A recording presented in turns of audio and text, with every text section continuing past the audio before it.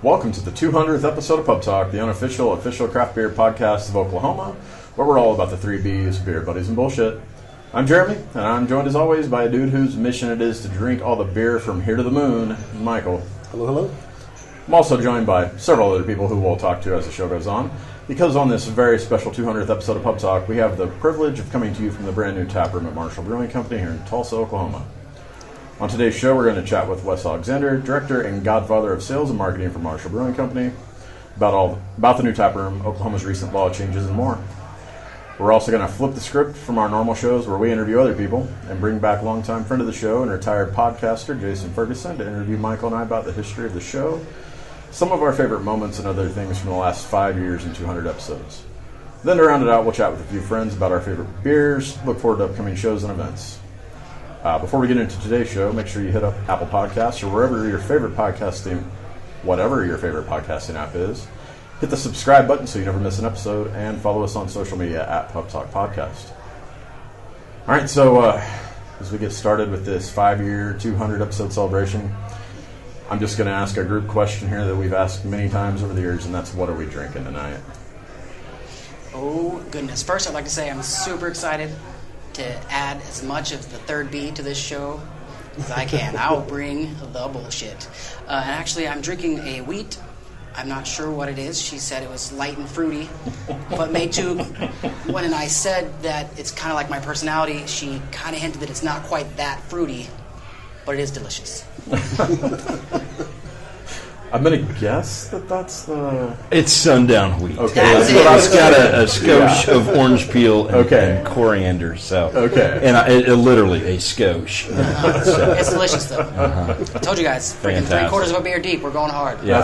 That's right. Good segue for me. I'm drinking the Mosaic Pale Ale. Face palm here. This is one of my favorite things to never talk about again. This is a beer that we brewed in 2015 when we got the rights to sell 3-2 beer at our tap room, but not full strength beer. Yeah. And people said this to us: there's no way you can develop a delicious beer that's 3-2 alcohol by weight. Well, the story is bullshit. You can. It's delicious. It's hoppy. It's flavor forward. And one of my favorite things about beers in this style, and by the way, we'll call it 4.0% alcohol by volume because that's what it is. No need to discuss all the math here because we're past that in Oklahoma, right? That's right. But guess what? A beer that's 4% alcohol by volume, you can drink responsibly. So I'm into that. Right on. Awesome. I would like to make a request, though, the next time you tell that story, when they say, you can't make a delicious 3.2 beer, can you say, hold my beer, and watch me? I feel like that's just good. Welcome to Oklahoma. Yes, sir. That's I feel like how we that's do the way everything. to hold my beer. Yeah. And it's that time of year, so I'm drinking Oktoberfest. Right on. Haven't drank a lot of beer this week, but I've had a lot of this one. Yeah. It's awesome. Yeah. Well, I'm drinking the Dunkel, which is my absolute go-to here in the tap room. Love this beer. Love it. Plus, what a fun word to say. Right? Mm-hmm. And it's kind of the Dunkel time of year, too, with Oktoberfest coming up. Not that any time isn't, but right. Fair, truthfully, people think of darker beers in fall. So, yeah. Well, so we'll dive right in here, and I think that most people listening already know who you are and everything. But just in case there's someone new to the scene coming on board here, you want to kind of give us what you do for Marshall and just a little backstory. My technical title here is that I'm the director of marketing and sales. But we're a very small business, and literally started with Eric Marshall brewing beer. And I've known the Marshall family my whole life, and before we had any titles or roles or any definition, we decided, similarly what you saw, and there used to be a beer commercial where guy was a salesman, guy was a brewer, and they got together, and one guy says, well, can you brew enough beer? And the other guy says, can you sell enough beer? And on and on that story went back and forth. That's pretty much what we did here. Eric brewed the beer. I held down my day job about the first 18 months that we were doing this, and would go around in the evenings and acquire accounts for us.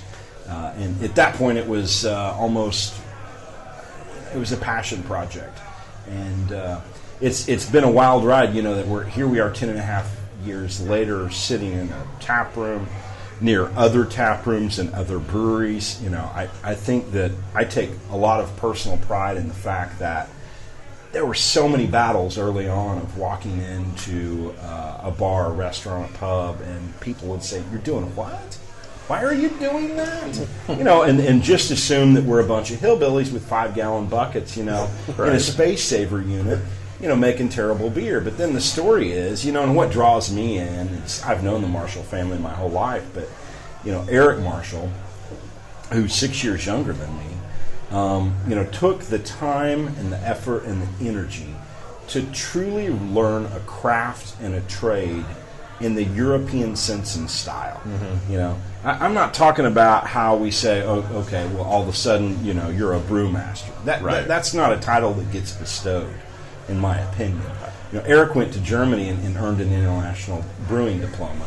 He came back to the States, to Chicago, and earned that same international brewing diploma from the prestigious Siebel Institute.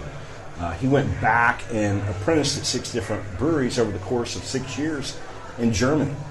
He's earned the title. He earned my respect, and I wanted to be a part. I sold industrial chemicals before for about 12 years.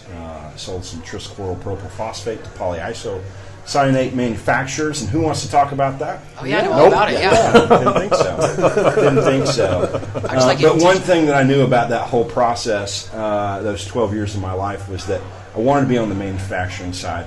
I wanted to have a say in what and how the company was ran and what the final product was. And I saw a tremendous opportunity, and it's ended up being that.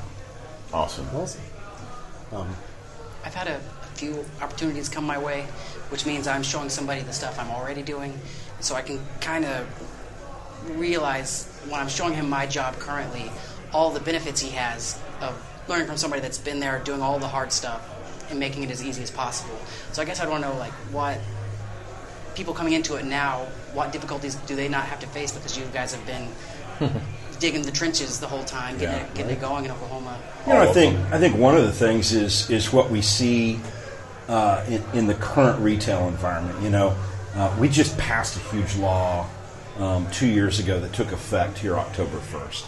And Quick Trip, Walmart, Reese's, on and on and on. Big retailers, people that move a lot of beer, started October 1st caring about local craft beer. All right. They came to us and said, "We want to have this on our shelves. We're excited to have these things on our shelves." In the beginning, it was going liquor store to liquor store to liquor store, and that has, been a really crucial part of our business because those are the guys that sell the product directly to the public. You walk in, you say, "What do you have? What's new? What's local?" And they hand sell that.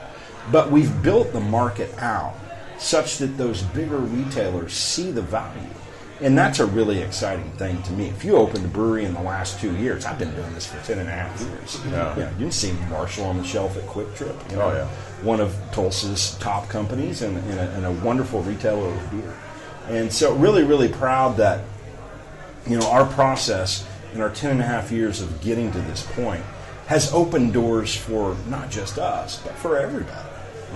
And the truth of the matter is, it's the best time ever to be a craft beer consumer because you've just gained some new access to market. My favorite thing to say is, our dog in State Question 792 was cold beer. And I don't mean cold beer from a standpoint necessarily of convenience, but if you make a fresh, delicious beer, you put your heart and soul, you source ingredients from Germany, from around the world, to make the best possible beer that you can. It's not fair to take that product and set it on a shelf warm in an environment where it will not stay fresh nor thrive. It's degrading as soon as it leaves. So for us, the quality control measure of having beer cold is a huge win for us. And we don't even make the hoppiest beers in this state. And talk to guys like Coop with their ubiquitous F5. Talk to the guys over there in Midwest City at Roughtail, who have done outstanding things with hoppy beers. And, it's such a struggle to maintain freshness. That's why we almost built this culture, those breweries did, that when they dropped fresh product into the market, people would run out and get it on the day that it was canned, then consume it because that was the freshest it could be. Now refrigeration keeps that beer better longer. Awesome. With the new laws just starting on Monday, what have been some of the wins that you've had so far, or any opportunities? There's been a ton of opportunities, and I just mentioned all the big retailers, but the guys that have been with us in the trenches from day one, the liquor store operators, the on-premise accounts, that's bars and restaurants and pubs. The win for everyone here is that now Oklahoma removes kind of this conversation about what is the deal with your beer. Like someone traveling through the state or somebody who's just moved into our state has to walk into a bar and a restaurant and they're like, no, wait a minute. Is this a 3.2% alcohol by weight beer, or is this that beer? For the whole of the industry, you can kind of drop your shoulders because you don't really have to answer those questions much longer anymore. Awesome. But, liquor stores got the same rights to offer, cold beer, and they got the rights to have, some advanced hours. Though it's up to them individually to choose, and I think they'll do that based on the demographic that's around them of when they'll be open. Yeah.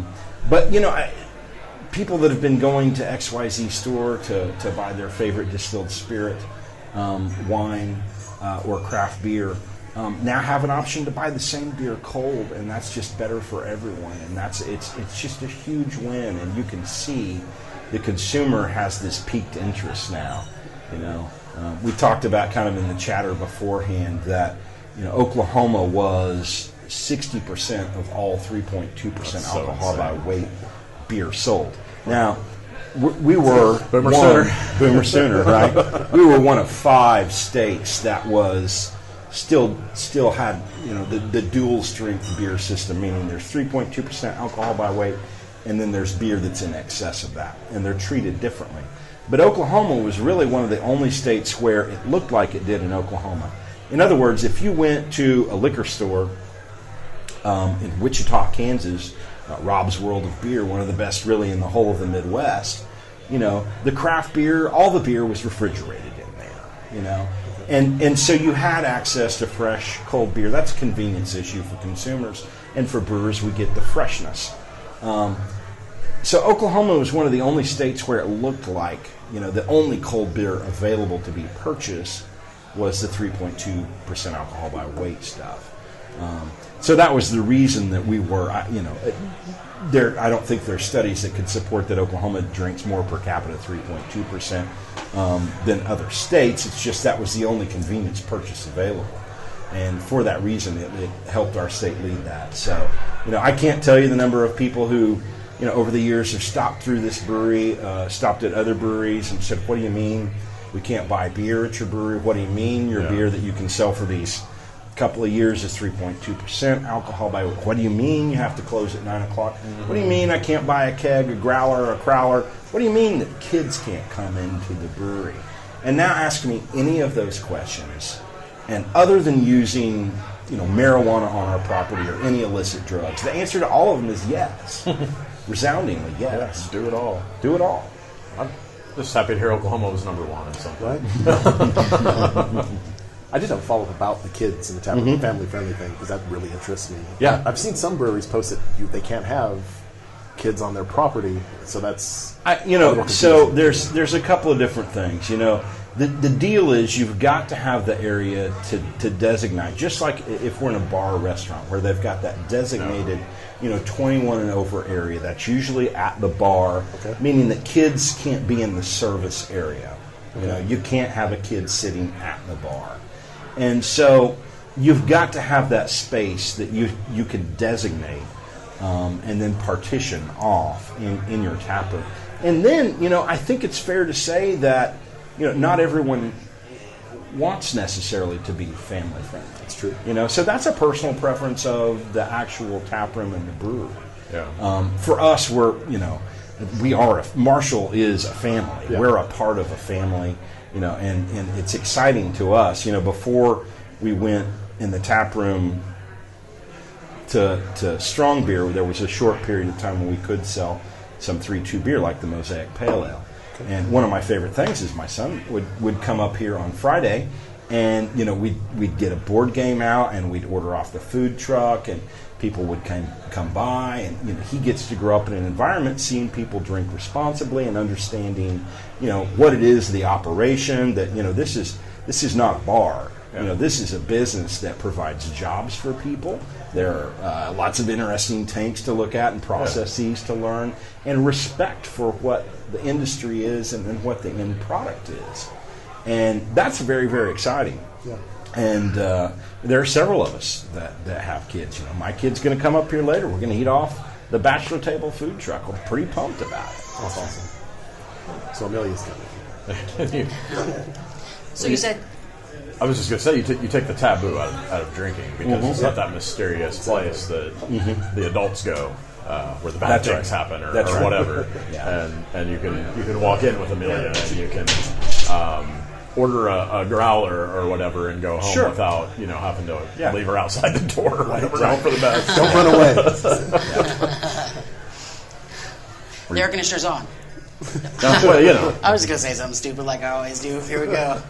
You said that you can't have kids in the area where the beer is being served necessarily. I just want to know, what if they're a really cool kid? Man, you deserve a beer. You killed it, I'll say this, and I think it's fair for everyone to understand, because at each step of changing the law, we started lobbying in 2010 to get the right to serve samples. We technically couldn't drink our own beer at our own brewery. And people would stand up and say stuff to us like, I'm so glad you're doing this. We've got your back. We're 100% behind you. I'm completely appreciative of that. But what I always tried to explain was, there was no industry here before. We're the second brewery in the state that's a packaging-only brewery behind our friends down in Krebs at Chalk, or Prairie Artisan Ales. So is it fair to ask the legislators, to put in place laws before we even start, before they even know what the issues are?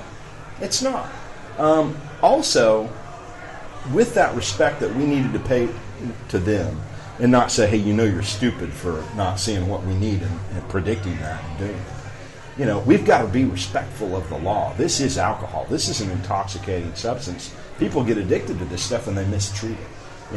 So for that reason, there are regulations and laws, and it's very, very important to us. And I believe everybody on the craft beer side and the macro beer side and everybody in the liquor business is dot all the I's and cross all the T's. And the law is what allows us to operate fairly. I think in a serious manner, I think it'll also help take away that, as he said, taboo. If you're seeing families come in here, have a great time, nothing's wrong, I feel like it'll help all of that later. So maybe it's a little bit... Most definitely. Because as I was saying before, I feel like the craft beer scene is more of the responsible drinkers area. It's definitely a quality over quantity thing. Yeah. For sure. And, it's so interesting because I'm in my late 20s. That's not true. But we said the show's about bullshit too. Right? Exactly. I've maybe been going to bars and restaurants and pubs and places that you could enjoy crafted libations and or buckets of things for 20 years, and to see the whole industry advance. Think about 20 years ago when I started going to a bar, it was a place that there was smoking everywhere. Yeah. Every bar had smoke. Think about the people that worked there that didn't smoke. They didn't get a choice. Sure. Think about the people that didn't want to smoke. That's an amazing thing. Now you have to think about, hey, I want to smoke a cigarette. Where can I go? Yeah. What a huge advancement. Yeah. And the other thing is selection that we get out of this whole, what the younger generation is driving this, and everybody wants to talk about the millennials and how do we market to them. You don't, bozo. They want an authentic experience. They want a wonderfully clean, inviting place that offers unique and individual items that were made with love and passion. That's what they want. And that doesn't equal a Super Bowl commercial, dilly or not, right? So that's an advancement in the industry that has culturally happened over my lifespan that I'm pretty excited about. Does craft beer play a role in it? It sure does. Do craft cocktails play a role in it? They sure do. Do the boutique wineries that are making amazing wine and wine bars that have been popping up? That all plays a role in it. Sure. And it's fun to see the advancement of our industry to where grabbing a beer after work doesn't just equal going to a smoky bar. Although I'll admit, sometimes I'm more than happy to meet you there. Yeah. Yeah, I just think back to having I guess it would have been Sundown Waiter or the Pub Ale in 2008 at McNally's, and it was literally the only place I could really get it at the time. Yeah. It was nuts. Yeah, How the far it's Empire gone. came on line about the same time as McNally's, and so did the Sound Pony downtown by Cane's. You know, those were literally our first 3 accounts. You could always go in there and get a Marshall beer. Yeah. That's awesome. Thankfully, people did. Right. And here we are. So, talking about new stuff, this new tap room we're sitting in right now. Yeah. I was just going to see if you've got a favorite part of it. Maybe talk about some of the stuff still to come, too. Yeah, it's beautiful. If you haven't seen the pictures, I've been fond of explaining, you know, you came to our old tap room and someone said to me, you know, it kind of looks like you guys took your offices and then put a kegerator, a small bar, and some couches in there. That's because that's what we did. You know, we're a packaging brewery. We spent most of our life as a packaging brewery, meaning that we make beer, we sell it off the dock to a wholesaler, sells it to a retailer. Only in the recent years have we even had the ability, though we've always wanted, to sell our beer direct. So the last tap room was what I call our sophomore effort. And if you get a chance, come see the new space. And I've been fond of this expression that we created the tap room next door in the old space. We hired a female designer. See if you can tell a difference if you've been to both. I guarantee that you can. Oh, the thing that I'm most excited about here is the people. Okay. You know, there are little nooks and crannies that are fun to talk about. We're sitting right now in the Snug. And the Snug, for those of you that may not know, is an Irish room that would been adjacent to the pub because the priests and the women folk couldn't drink in the same room. They had to be in kind of a separate room. And so we've got a vault here at Marshall Brewing, not that we're carrying forth any of those ideas. But that was the inspiration in this vault that's immediately adjacent to our bar. It's a 12 by 12 foot room, and you can rent this space. There's a TV, there's a Raspberry Pi, you know, for playing games. There is a light switch that you can flip on and a barn door that opens. And so you can have a little private event. The bartender will come up to that little barn door, ask you what your order is. You don't have to leave the room. Have a heck of a game of Uno, whatever it is that you want to do. Have a small meeting, fantasy draft your league, whatever it is that you want. Podcast. You know, a podcast. Yeah, exactly. But in truth, it's been my favorite thing about this place is that the people on two folds. Number one, we have an amazing staff, and Kyle Johnson, you know, who worked for us previously, and then went and was part of the opening, and the general manager at Roosevelt's did an amazing job. And we're so lucky to invite him back to help us through this process. He's been instrumental, but he's put together an amazing staff here at the tap room, and you know, I want it to always be one of the hallmarks of our tap room, and I hope for all craft brewers that we all feel the same, that we create a welcoming place where if you have a question, you know, you don't get treated with snobbery. You get an honest and real explanation. You get guided through your path wherever you are in craft beer. If that means you need a starting beer like a Kolsch, if that means you want an answer as to when we're going to have a stout on draft, we can answer those questions. And Kyle's put together an amazing staff to make that happen here, both welcoming and knowledgeable. And then second, you know, this is the culmination of 10 and a half years. And the reason I'm with Eric Marshall and the reason that he wanted to start a brewery in Tulsa, Oklahoma, where there wasn't one before, was that he goes to Germany and is absolutely in love with the culture of the community, the beer gathering, the beer garden. You know, the beer brings people together. That you go to the brewery when there's been, you know, a transition of life in the family, and you celebrate that. And the end result of what you see out here, you know, is a community gathering space. The big, long, giant tables that Tim Brophy, you know, is one of our most tenured brewers. He's been with us, you know, almost the whole time. he's a heck of a craftsman, not only with beer, but he built our 12.5-foot community tables out here. So the idea being that, when you're in Germany, the big, long, table is where you sit and enjoy your beer, and you're going to end up, I promise, having a really good conversation, perhaps with somebody that you never met before in your life. And that's the community. That's the social side of beer. That's beer bringing people together. And so the people that come here and do that are people that love us, people that know us, and they bring people that love them and know them, and that's how you build a community. We're already bursting at the seams, even though we've got quite a bit of seating here. So I'm excited that Phase 2, which is a beer garden right here between the taproom and 7th Street. There'll be about 5,000 square feet of beer garden. It will have the same focus of big, long community tables. We're putting in some really nice, exciting shade trees that will grow rather fast. We're going to have a game area outdoor for cornhole, bag toss, whatever you prefer to call it. Cornhole, clearly. Obviously. And it's really exciting that we're going to grow our space. We are putting in all the things that are necessary to make it about 3-season compatible as you possibly can in Oklahoma. So heaters and fans and those type of things. And we're obviously, time-wise, we're going to get our beer garden open closer to the winter months. So, we're still excited about it and excited for, the possibility of opening in the spring and showing everybody the space and filling it out and just being a community gathering spot. Totally. It's awesome. We're always curious to find out if you remember your first craft beer, and then maybe some of your favorite firsts that you had.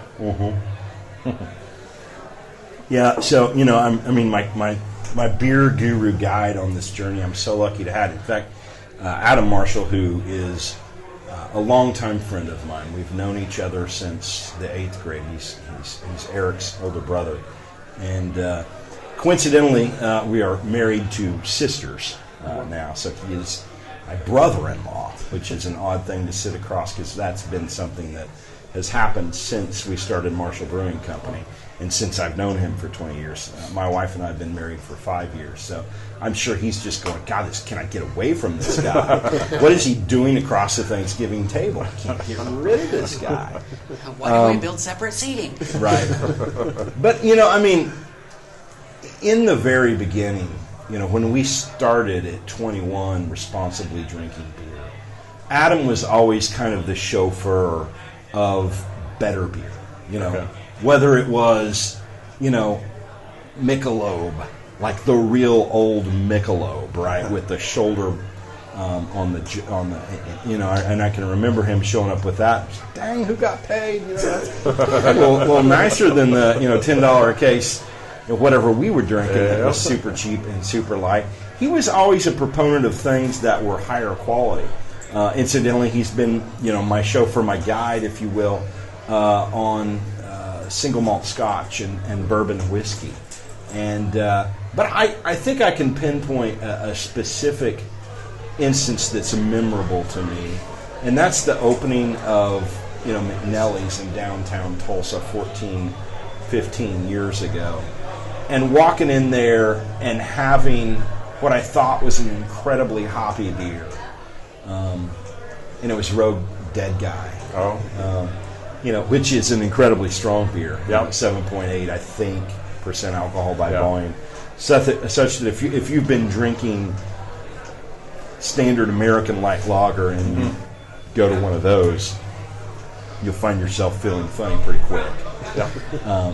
I remember that beer. I remember going in there repeatedly seeking out that beer for probably a couple of weeks and then realizing, pull your head up, dummy. There's 350 different beers. Right. There's 60 plus on tap, and there's a bottle list of things that you don't know what they are. And then you see the culture develop at that time, right? Where McNelly's does an amazing job of, seeding the culture of better beer in Tulsa and Oklahoma as Elliot Nelson starts leading beer universities. These are famous at the time beer educational courses where you're trying through different beers of different regions and learning things, as he's a wealth of knowledge on all of these things. And you start on a journey, and that's just the story of people that get into craft beer or boutique wine or craft cocktails, distilled spirits, is that you start somewhere, you know? Yeah. And it's usually with this desire to have something a little better and then learn something about it and then share it with other people. And Rogue Dead Guy was one of my first. And a funny story is that, you know, the first beer university that gets taught not by Elliot Nelson gets taught by me. And it was some years later. And probably we'd been open at Marshall for 3 or 4 years at the time. And I remember developing with Tillery, the bar manager at McNally's, this beer university at the time. And he goes, man, just go pick your favorite beers. And so I did, you know. And so the list looks like, you know, every beer you can imagine is 8% in excess, you know. And that was not a very good idea. I didn't know what I was doing at the time. And I remember looking at Tillery, and we're about into our 5th or 6th beer of Beer University, and there's maybe 15 total. Yeah. Oh, man. And he goes, yep, I'm going to make sandwiches and french fries for everybody. Yeah. But it's just kind of going, oh, what's going on? And, you know.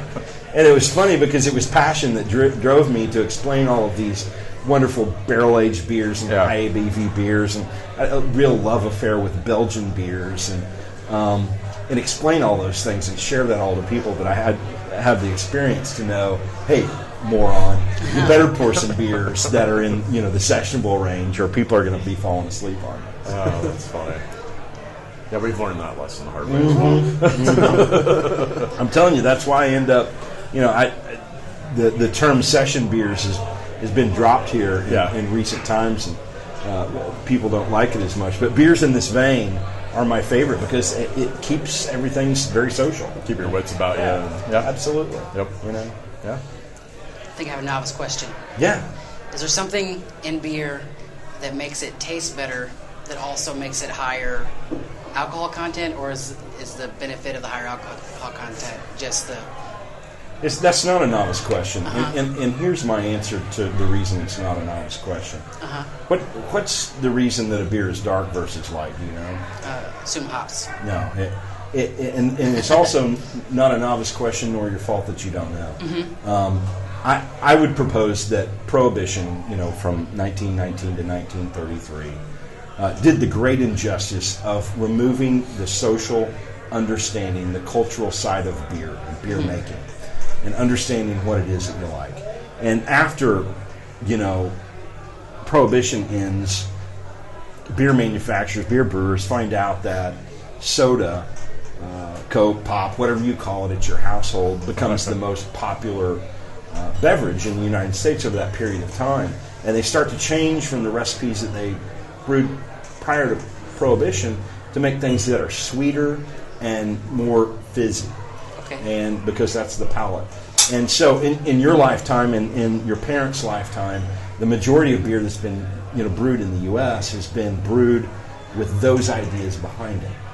No one says, okay, here's how we make a beer light versus dark, or here's how we make a beer more alcoholic versus not. You know, your grandpa wasn't a home brewer, or your cousin didn't work at the brewery that was just up the street. We just don't have that. So here's the answer to your question. The very basic simple input, the math of fermentation is this. You take starch, which is malted barley, that's how we think of it in the craft brewing world, and which is a starchy grain. You convert it into sugar through the process of brewing, of mashing, using hot water. And then you add yeast to that sugary liquid, and it eats the sugar, and it makes alcohol and CO2.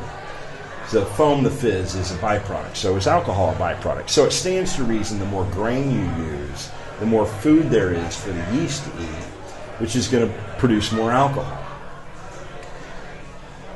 A couple of things to understand about this, because the federal government currently has on law that for beer to be beer in the United States of America, you only have to use 51% malted barley. That's the good stuff. That's the flavorful stuff. That provides good body, structured, and is the backbone of the flavor of the beer.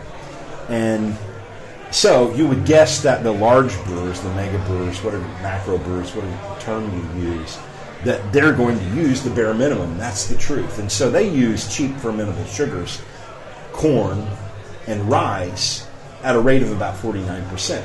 Well, those things have little to no flavor and produce a really light quality. So just if you were to take a recipe and remove that 49% of rice or corn and just use all malted barley, you're going to have a better flavor in beer. To the point I was making to you about what makes a beer light versus dark, that malted barley can be roasted just exactly like a coffee bean. Okay, so you can have a city roast, you can have an espresso roast. That's how we have very, very light beers to very, very dark beers. The input's the same, it's malted barley. But the natural roasting process, which is drying of the grain, causes the natural plant sugars to caramelize on the exterior hull of the barley, thus giving color and developing flavor. And one of the things, and where I'm going to intersect these points, is that people always say, dark beers must be very, very heavy because they look like motor oil. But if we're to take the basic math, okay, let's say that it takes 500 pounds of grain to make a 600-gallon batch of 3.2% alcohol by weight beer, that if we use dark grain, that it's still 3.2% alcohol by weight. So the dark doesn't have anything to do with the alcohol content. So you could have a dark beer that's very, very light and a light beer that's very, very, very dark. And these are all things that are just misunderstood or not understood at all. And I'm proud that craft beer is bringing that information, it's bringing that education, and that people get together and have these conversations and talk about beer. And the cultural understanding is coming. The kids that come to the tap room, that see the brewery, that understand the process, you're a more informed consumer. You don't have to say, well, it's just beer. I'm in college, I'm going to drink bunch. You could say, hey, let's get together, let's talk about, what happened in the psychology course. And today we're going to drink Saison, beer de gardes. We're going to explore something that's interesting, not just drink a bucket of beers. I remember those days. Thank you. That was awesome. Yeah. I put everybody to sleep with my No, we're looking at our asleep, points here. We're asleep. You know what? I don't want to seem like a liar. I'm going to listen to this. I'm going to listen to it a couple times. I'm like, all right, I'm going to understand everything he just said right now. But I love that you knew that and that you're passionate about it. I think that's one of my favorite things awesome. about people is like, that's not an obvious question. I can't wait for everybody to know this. Yeah, and exactly. I appreciate that. Exactly. Thank you for saying that. It's fun to tell. Yeah. I love my job. Good. And just as a side note, that's been one of the fun things, especially as we've started interviewing people about doing this podcast, is when people accuse us of teaching people things through interviewing other people and discussing the beers and whatnot, and it's like, remember when I drank beer to not learn things. Right. So, we've referenced a few times you guys are in your 10th year, 10 and a half years now. Let's travel back in time, back to when it all first started, and if someone had told you what the craft beer scene and what Marshall would look like now, would you believe it? Would you have expected more or less, different? It's an excellent question. I've thought about it many, many times, and the answer is no. That there's a humbleness that this craft and trade bring on people. You have to be willing to accept it and to take it. You have to be willing to be told by folks that they don't enjoy your beer. Yeah. That's fine. We don't make every beer for everybody. You have to be willing to be told by accounts that they don't want to carry your beer, that people won't buy your beer. You have to be willing to be told by consumers that there's no place for you in the market. There's no way that you can do that. And then you have to be able to wake up every day and put the passion behind the work to lead the way. Yeah. And I knew that we had that. And, like I said, I had a previous career much different than this. And though it still involved marketing and sales, there's no passion. And that's what drove me. That's what drove Eric to start this thing. and I'll bet on that every single time. It's been a really uphill road. There's no doubt about it. It seems like in the early days, the consumers were willing to support us to the nth degree because they could see that passion, and because Oklahoma had that stigma of being a 3-2 beer state, and there was a pride, and that helped us through a lot. And in truth, if we were doing this in another state, I've always said this, that Oklahomans are super loyal people.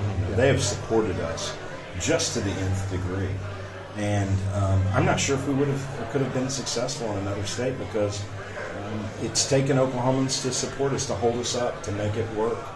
Where we don't have the demographic to have 25 different breweries necessarily in this state, and that's where we are today. And I'm really proud of that. But we're not to where we're going yet. We've just opened this tap room. We're going to open the beer garden.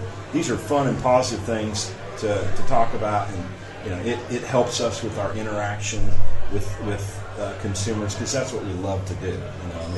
But still, if we want to grow craft beer in 2018, 2019, 2020 in Oklahoma, we need everybody's help possible. We've got to find, because craft beer on the whole, nationally, volume sales is 12% of the market. Imports are up around 28%. The whole rest of the market is owned by the macro breweries, and so there's a lot of people to convert. And we don't have the resources. This whole thing will always be a grassroots effort. Right. And so, we've got to have people who continue to support us, who say, I care about Marshall, I care about craft beer in Oklahoma, and I'm not going to try and it's a difficult thing, because we've created this thing in craft beer, right, where you're looking ultimately for a giant selection of beer, but you want to try a bunch of different beers. And for us, we've got to have a winner, a beer that we can plan on for production. And that's where we are today versus where we are 10 years ago. From my perspective, we started selling beers that were pretty typical American craft beers. An IPA, a wheat beer, kind of that McNally's Pub Ale Best Bitter Pilsner, and then our seasonal core offering gets to be feel a little bit more American craft beer forward, hop forward. And today, this Land Lager, that's our plan. I want everybody to drink our beer with pride. I want to feel like we're a community brewery. I want for people to say, like they go down to Texas and they have a Shiner Bock. You go to Pennsylvania, you get a Yingling. I want you to say, this Land Lager, which is just, an everyday drinking German Helles, bright, clean, crisp, easy drinking beer. But that's what you get when you're in Oklahoma. And if you care about beer in this state, I hope that you see that. And when you go to the lake, when you mow the yard, whenever it is that you're having just a beer, that you're drinking our beer. Because it matters to this community, it matters to the jobs and the taxes and how we can affect our community positively. And that's what it's going to take, honestly, for craft beer to break on to the next segment. We're going to have people that buy into that. And I think it's an easy transition, because everybody had to start. In all honesty, you asked me about my first craft beer. There's no doubt that I'm from Tulsa, Oklahoma. It's a unfiltered wheat beer from Boulevard. What an easy transition. It's delicious beer. We all love that beer. Yeah. Maybe we don't order it as much as we used to, but that hurts that brewery, So we're really hopeful that people say, gosh, well, here I've got a friend who's never had a craft beer. Let's start them. This Land Lager, We're going to a barbecue. There's going to be a bunch of people there that drink, macro brewed beer. Let's take a 12-pack of this Land Lager and let everybody know that using full malt in a craft brewing process and being reverent and respectful for how it is to make beer produces delicious beer. Definitely. That's awesome. And you might have answered the question I'm about to ask, so I might back it up with another question. But so with the law changes and people are walking back into their Walmarts and Quick Trips now to their beer aisle, and they stop by going towards their Bud Light, what is a good gateway beer to get them to go, wow, that like Bud Light, but way better. You don't want them to pop open something that's completely different and then completely shun that away. I mean, it's a great question, and I think still for all time in the Midwest region, it's Boulevard with their unfiltered wheat beer. Okay. It's a non-offensive beer. Yeah. It's delicious. It's got a little bit different flavor because if you've been drinking just macro brewed beer, you've been drinking something that's cereal sweet malt. Yeah. And here there's some wheat, which that's an interesting flavor on the palate. Yeah. But the truth of the matter is, this isn't Kansas City. This is Tulsa, Oklahoma. This is my town. Yeah, Drink that's a right. Sundown. Right. Drink. That's our second best selling beer, and the reason being is it's that transitional beer. Okay. But I also see the pendulum swinging. Like we all drank really hoppy beers for the last 10 years. I think the pendulum swings back that at some point folks say, well, no, sometimes I just want to have a beer. Yeah. But I'm not going back. I want to stay a fan and relevant in the craft beer community and support a local brewery.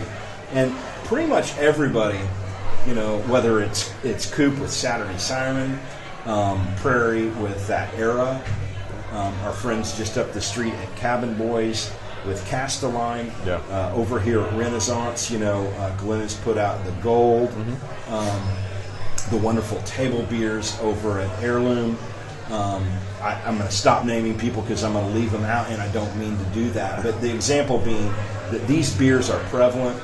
We're all thinking about them as an industry. And oh, by the way, we love to drink them, and we love to have them, and we love for you to come into our space and say something like, well, I've only had XYZ Light my whole life. What is it that I would like? Because all my friends that drink craft beer drink barrel-aged stouts and sours and really hoppy beers. Yeah. And that's made me afraid of it. Sure. And so, we want to guide you on that experience, and those are things, it's fair also to say that if you don't want to, go into a tap room or you're just interested in drinking better beer, that if you'll find traditional European styles of beer, that they're more flavor forward than our ubiquitous light styles of beer, and that you don't have to be afraid about flavor content or weird profiles because over a period of time, 10,000 years of beers being brewed in Europe, it's been a marriage of the ingredients without using hops to over-flavor beer because guess what? Hops are an expensive thing to do. Beer historically has been a drink that's safer to drink than water. It's got caloric value. It's got energy. If you're building the pyramids in Egypt, beer is the currency that pays you, that keeps you going to do the work. If you're sailing the seas, from Europe to discover the Americas in the hull of the ship, it's beer because you can drink beer and do your job, and you can't drink seawater, nor can we carry potable water. Beer historically has been about sustenance, and as such, over the vast majority of time that beers have been brewed, beers have been crafted to be well balanced and drinkable for all people. So if you'll look for English ales and say German lagers and things in that vein, and you're just on a journey and you want to get started, those beer styles typically will not lead you astray. Yeah. Actually, just fed my dad one of your Kolsch at the BOK Center the other night. Ooh. They had yours, Cabin Boys. They had a couple Prairies on draft at a little 918 stand. That's pretty awesome. cool to see. Yeah. It was not the case the last time I was there, so that was cool. Yeah, and he liked it. So I tend to compare everything to music because that's what I knew. Yeah. So I have a question. I've talked to a lot of artists that talk a lot about being in the studio. It's a big, important part of course, the music, and I'm picturing that as your tap room over there. But artists also put a lot of work in kind of the package that it's coming in, how big of an experience that is when you're opening that record or opening that CD. I kind of wonder how much goes into that with you guys, like, because you're going to remember when I open my first beer, it's going to have this picture in my head, and I guess Eric Marshall's really been in the leader for us, and it's been exciting and fun to watch. He's got the passion for it that he had for day one. Not just about the ingredients, not just about crafting the best beer. And you could imagine that if you did that, If you spent 25 years, cultivating your flat picking technique, that, showing up in greasy overalls detracts from what you've worked your whole life to do, right? The packaging needs to make sense. It needs to convey the reverence that we have spent putting the product together, brewing the beer, sourcing the ingredients, the care that's been taken, the experiments that have been taken, the number of batches that have brewed to try and arrive at this perfection. Package has got to be the same thing, because that's what the consumer sees. This Lane Lager is the culmination of 10 and a half years of us learning. We had a package reset in February of this year where we essentially redesigned all of our packaging. Our traditional 6-packs, we used hand illustrations drawn by local area artists. Really proud of them, and stand behind the imagery. But the packaging was dark on the shelf, and we tried to tell too much of a story with things and such that we simplified all of that stuff so it would pop on the shelf. It's the same that it ever was. It's the same artist's artwork. This Lane Lager gets to be its own thing because the culmination of everything that we learned is we want to tell a story. And the story is this, that we're making a beer that is for us here in Oklahoma, meant to be for all Oklahomans. We're going to convey that simply with the American bison, the state of Oklahoma, and then an homage to Woody Guthrie. This land is your land. This beer is your beer. And that's quite simply what the package is. It's simple. It's perfect. We love it so much we put it on a feature wall here in the tap room. Yeah. Very, very, very proud of it. Yeah. Very awesome. It's a beautiful can. I've loved seeing it lately on social media. Yeah. You see it sooner, so I like it. Yeah, we can't. The can should come out next week. Awesome. Our old tap room is stacked full of them. Awesome. There's some oddities of installing a canning line. You've got to have cans to calibrate it, so we're working all of that stuff, and we're really, really lucky because retailers, wholesalers, consumers, everybody's been very, very patient. We obviously planned and designed the release of this Lane Lager to coincide with October 1st here in Oklahoma. And it looks like it's going to be closer to the 10th. Ask me in 2 years, probably no one will believe or remember these 10 days. Anticipation, they've been a little stressful. Yeah, a little stressful. Yeah, I imagine. So, before I... There you go. Okay. Do you guys have any upcoming events going into the fall? Anything you kind of want to? No, it's just clear sailing from here. Nothing happening. Next weekend is the Harvest Beer Festival. Yeah. McNally's puts that on downtown in front of their McNally's. They open the street up, and it's a wonderful opportunity. The beer festival is. There were very few of them around when we started, and now they're prolific. Yeah. But if you're interested in craft beer, it's a wonderful way to get out, try a whole bunch of stuff in small samples responsibly. And the tickets are, really reasonable. If you wanted to go pick 6 or go to the bar and get flights or whatever, take a whole bunch of money to try as many beers. But and it's an opportunity to visit directly with the people that make the beer and learn about them. So, for that reason, we love beer festivals. And Harvest is one of those that happens in the fall in Oklahoma, which we all hold with a fondness in our hearts. If it's not the best season, I don't know what it is. Some people want to argue That's fall. spring, but fall's the best season, right? There's partly because the weather and the trees, but there's also football. Sure.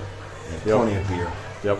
So go get your tickets for the Harvest Beer Festival, October 13th downtown. Incidentally, We'll be there. The very first beers that we ever poured, May 15th of 2008, were in a teeny tiny version of this outside of McNally's. Oh, okay. And so here we are 10 years later celebrating that fact. So fun little fact on that. Yeah. Then Tulsa has one of the finest Oktoberfests in all of the world. Yes. And you can go out and research, and people will tell you that it's the 5th best or the 4th best or whatever. All I know to tell you is it's the best one that I've ever been to. Sure. Awesome. And we're amazingly proud that our participation in that is that we have a large-scale tent. We offer 24 taps at that tent. and that we have over 4 days opportunity to introduce people from literally around the world to our product. Tulsa Oktoberfest is Lindy Tulsa Oktoberfest. They're the title sponsor of the event, and that deserves mentioning because Lindy has, they really step to the plate and help make sure that we get to have that here in Tulsa and that it moves forward. And so that's a wonderful thing that they've done. It's a cultural phenomenon for right here in Tulsa, Oklahoma.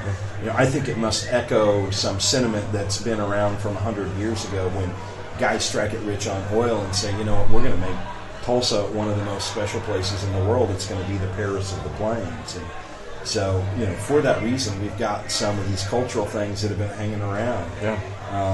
So we're very excited about, being a part of that. And as we move forward into the holidays, not as many beer festivals happen. The weather, turns in Oklahoma. But here at the taproom, we're going to continue to hold events, and pretty excited that a couple of things are going to happen. 10/10 of 18, probably be the last time that you can come to Marshall Brewing Company and try our 10th anniversary beer. Okay. This is English style old ale that we've aged in various different vessels. Two of the most popular have been a port barrel and an Isla whiskey barrel, that really smoky, peaty, like Lafroig, if you're into single malt Scotch Lagavulin. That's happening 10/10, and then also the end of the month, 10/31 Halloween, we'll be releasing El Kukui. That's going to happen at the taproom. That's a beer that's been around for us for a while. Definitely one of the biggest and baddest beers we've ever made. Yeah, love it. It's we call it an India-style black ale because black IPA just never jived with our understanding. How could something be black and pale? At any rate, those are the upcoming things that are happening. Yeah, it's definitely not gray. It's definitely not gray. It is not. No gray area on that beer. You like it or you don't. You're not in the middle on that one. Yeah. Cool. I'm going to ask about Black Dolphin. I'm sorry. We're talking about fallen So, beers. yeah. He's wearing the shirt. We've got a few kegs. And, really interestingly, this year has been an interesting year. Yeah. And with all of the things that we've been doing, we're not going to release Black Dolphin this year. What? So there's going to be draft available from last year that you can get here. So you'll be able to survive. Okay. But there's not going to be any 2018 Black Dolphin. Sorry. Yeah. That's all right. That's all right. Okay. We are staying and this too shall pass, and we shall get through this transitional period. And barrel aged beers are not going away. Black Dolphin's not going away. So just on hiatus. Okay.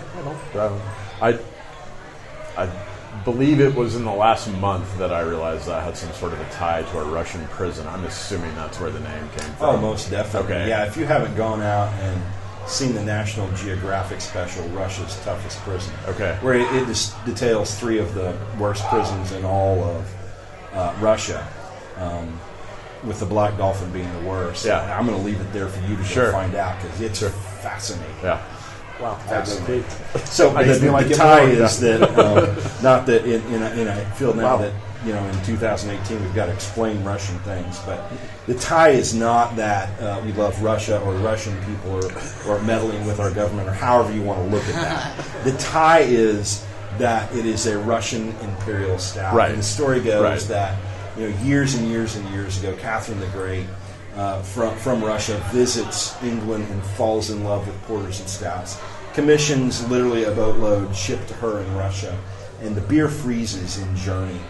And the English, in their infinite wisdom, knew there's a couple of ways to combat this. But the wine industry had figured out, that you fortify. You add a little more alcohol to the wine, and it helps preserve it and keep it from freezing if you're shipping a long way. So incidentally, an imperial stout, a Russian imperial stout, is a beer that's invented to be shipped to Russia so it doesn't freeze and get spoiled or ruined on the way. And thereby, it's always got a higher alcohol content to prevent it from freezing. That's awesome. That's really Has anyone awesome. ever told you should teach beer classes? Right. Yeah, you know, I thought about it a little bit. I just finished up. It's been such a fun thing. You know, for 4 years I've been teaching the introduction to malted beverages at Oklahoma State University in Tulsa and in Stillwater. Yeah. And I still wake up and laugh every day that somebody thought that I should do that. Sure I can talk, but the collegian, I don't know. Wait, you want me to teach college kids about beer? Yeah. Yes, sir. No one thought. Where's the bong? There were a few people. Adam Marshall was my professor of beer. That's awesome. Either of you guys got anything else? Yeah. I mean, I got all the questions. Depends on how you're time-wise. I've got a few more minutes. Yes, yeah. sir. Let's go. Do you know of any differences in the brewing techniques and how they affect when you haven't necessarily drank as responsibly as you should the next day? Like, are there different things or different ways to brew the beers that affect the hangover and how bad that is? No. It's all. So, I mean, just a wondering thing. I I'll don't know. be completely honest. I mean, mankind has asked this question since the They've been trying, beginning, right? And sure, everybody's got some secret thing. And, the truth of the matter is no. I mean, you can't overconsume and not expect consequences. And, Correct.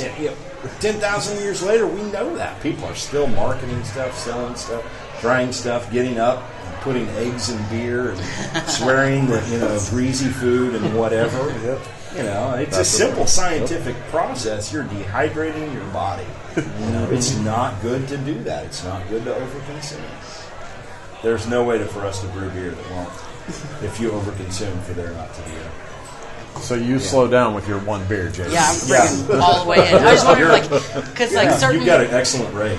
2 per hour is a pretty general. certain people experience the hangovers in different ways. I think all of us are different. I just didn't know if maybe if I drink this sort of beer, my hangover would be a little bit less bad. I guess there's some science to that, in saying that some people, like red wine causes a problem over white wine. Right. There might be some people that. Some hop bothers them more than another. Wheat in a beer bothers them more than a specific style of yeast. But that's kind of a reactionary thing. That's going to heighten the intensity of any pain that you're feeling. If your body is rejecting or throwing histamines or antihistamines or having an inflammatory flare-up based on something you're allergic to that you get. Right. I'm slightly allergic to tomatoes, but I don't care. Delicious. Just deal with it. Just deal with it. That's awesome. Well, I got to thank you for being here with us. And Thanks for coming here. You've been a big part of welcoming us into this community over the last several months. So I got to thank so you for glad that. you guys are carrying the message, because it takes more of us, and it's going to take more of us. So this outreach that you're doing is very important. I've listened to quite a few of your podcasts. And, for instance, Lisa up here at Cabin Boys is probably one of my favorite podcasts that you've done. Yeah. She did a wonderful job of explaining what it is that they do and their passion for why they do things. And I think that's great, because 10.5 years ago, there wasn't even a podcast. I don't think there was. Maybe. 2000. Barely. Right Maybe Joe at, Rogan. I think we were still on flip phones, guys. Maybe. Yeah. Yeah, thank you for joining us. It's my very, pleasure. very much appreciated. Well, I'm glad you all are a part of this community and helping us grow. Thank you. All right, so after a quick pause for the cause for tinkle time, we're back. And is this with that, I'm just going to turn it over to Jason. Is this going to be? Are you guys going to put this first and then have the interview, or is this going to be after the interview? Wes will be first. Wes will be first. Yeah. Good call. Good call. Yeah. So I would just like to let your listeners know that he talked me into it. I'm trying it this land. I'm freaking enjoying it. I'm 1.5 beers in, 1.25. Let's be real, 1.8 beers in. Nice. But it's great. I want to say thank you guys so much for having me. Yeah, man. Thank you for being here. And it's like too long. I came into a backstage pass, essentially, that you guys have developed over 5 years of doing a podcast to get I'm just sitting with one of the guys from Marshall in a secret room that they rent out. It's a friggin' vault. But, so, I'm so pumped for you guys. I'm happy that you're on 200th episode. I'm excited to be a part of it. I love it for you guys. I love that you let me come back and kind of talk some shit when a lot of the things about my life are the things Pub Talk kind of rants against and rails against. Like, I freaking love drones. I'm wearing a man bun. Freaking don't know that much about beer. But so I appreciate you guys setting all that aside to invite a fellow ex-podcast or an ex-podcaster, former fellow podcaster. That's what I need. There we go. Hey, to let me into your 200th huge episode. Friendship is rare. What can I say? I appreciate that. I miss you guys, man. Yeah. Been too I fun. tell you what, mutual. when we freaking get some beer, we're gonna cry. Right? Yeah. Is crying allowed in craft beer? This is the one where we Especially Yeah. if you had a few. So I'm pumped for you guys. I feel like I already told Jeremy that I forgot to look up the stat because I'm a forgetter. But I wanted to see there's got to be, 2%, 3% of podcasts that are started make it Not much. to 200 episodes. Very, very That's few. insane. Yeah. And I feel like you guys have to, like, there's a lot of things you have to have that you do have to make that through. Dedication, community, friendship. You can put up with each other every week. And you got to be dedicated and actually edit the episode and post it instead of just being like, I don't want to do this anymore. I didn't even, like, when I had the podcast to not having the podcast anymore, I didn't even record an episode in between that decision. Like, I had the episode recorded, and just the next week I was like, I don't think I'm going to book anybody. Like, so I didn't have a way to announce. I didn't say, hey guys, I'm not going to be doing this anymore. I had to record it solo, which I can't do. So that took forever. But I don't know where I'm going. Here we are. Yeah. Pump 200 episodes. Let's talk. Let's do it. I guess let's hear about how it started. Some of the same questions you're asking Wes, really, like how it started. I hope his name was Wes. Shit. It was. Okay, good. It is.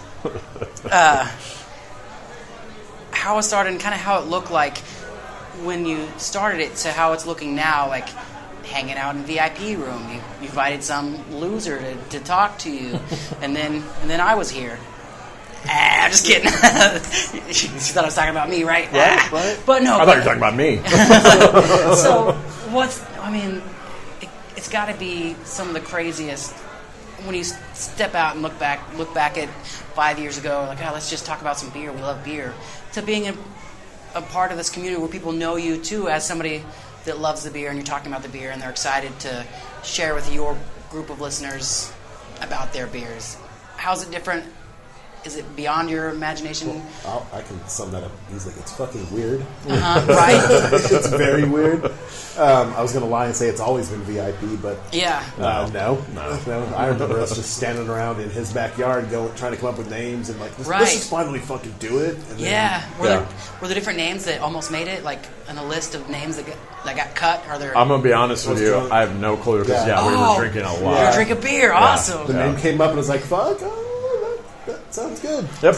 Good enough. It's not even the best name. It's just the one you remembered. It's like, oh, that'll That work. could be. It doesn't sound like shit. So Like, let's dude, go I with remember it. last night we had this cool name. Yeah. Like, Yeah. I picture like you guys thinking like, I swear, like we were thinking of podcast names last night, but we were like just talking at the pub, and now, I mean, that's how I picture it in my head. Like, oh, I guess it's Pub Talk Podcast now. Well, I think really what the biggest obstacle in the beginning was, the name was important, sure. Actually fucking sitting down and pressing record on some sort of device and then uploading it somewhere on the internet was the key, because that's what you do when you drink beer. You sit around and you have ideas and you solve problems and whatever, but if you don't ever actually follow through. Right. I feel like there has to be some kind of imposter syndrome too, right? Where you're like, man, why do people want to listen to me talk about beer? How do you, like, was that a struggle you guys thought about? Like, man, why would I upload this on the internet? Because I felt like throughout my knowledge of your podcast, you guys were never expecting some big thing to happen. You're just like, man, let's be friends and talk camaraderie. about it. Yeah. And this forces us to do it. But then all of a sudden, you're talking with beer professionals, and you're kind of beer professionals now. You're the unofficial official podcast, right? So it's like, but really, like, just how long? Just a few months ago? March is when we had Eric Marshall on. So since March, out of 5 years, that is going out of nowhere. That shit just blows my mind. And I mean, as far as To be clear, when we started this podcast, yes, we were drinking beer on every episode. We wanted to try a new beer on every episode, and that's how we eventually ended up being craft beer enthusiasts. But when we started this show, I was still drinking Coors Light buckets at whatever shithole bar. Miller Lite, woo! Yeah. So you just loved beer, and now it's actually transformed and kind of morphed your it beer started too. as let's drink some beer. We might as well try something different on every episode. It's a good way to start the show, and then you go from that and you just talk into a microphone and you just kind of see what happens. I mean, sort of into the microphone. Let's be real. Michael really took him a minute to get into the microphone part. The into the microphone thing was kind of a struggle. It's kind of hard when all you're doing is setting a random voice recorder in the middle of the table. True. Yeah. I'm trying to make this work. Yeah. I'm.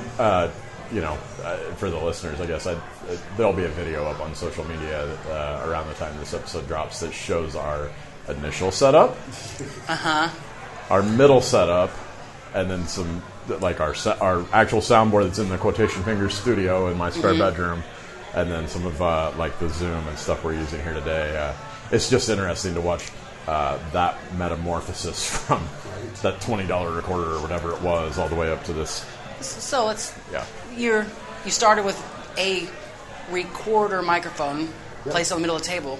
Now you have literally probably the best mobile recording device. I literally just heard them talk about this on Joe Rogan's podcast. It's Joe Rogan, Bert Kreischer, and Tom Segura were talking about their Sober in October, and then Bert was like, "I got the Zoom H6." And Joe Rogan's like, "What's that? Jamie, pull that up." And bro, pull that shit up.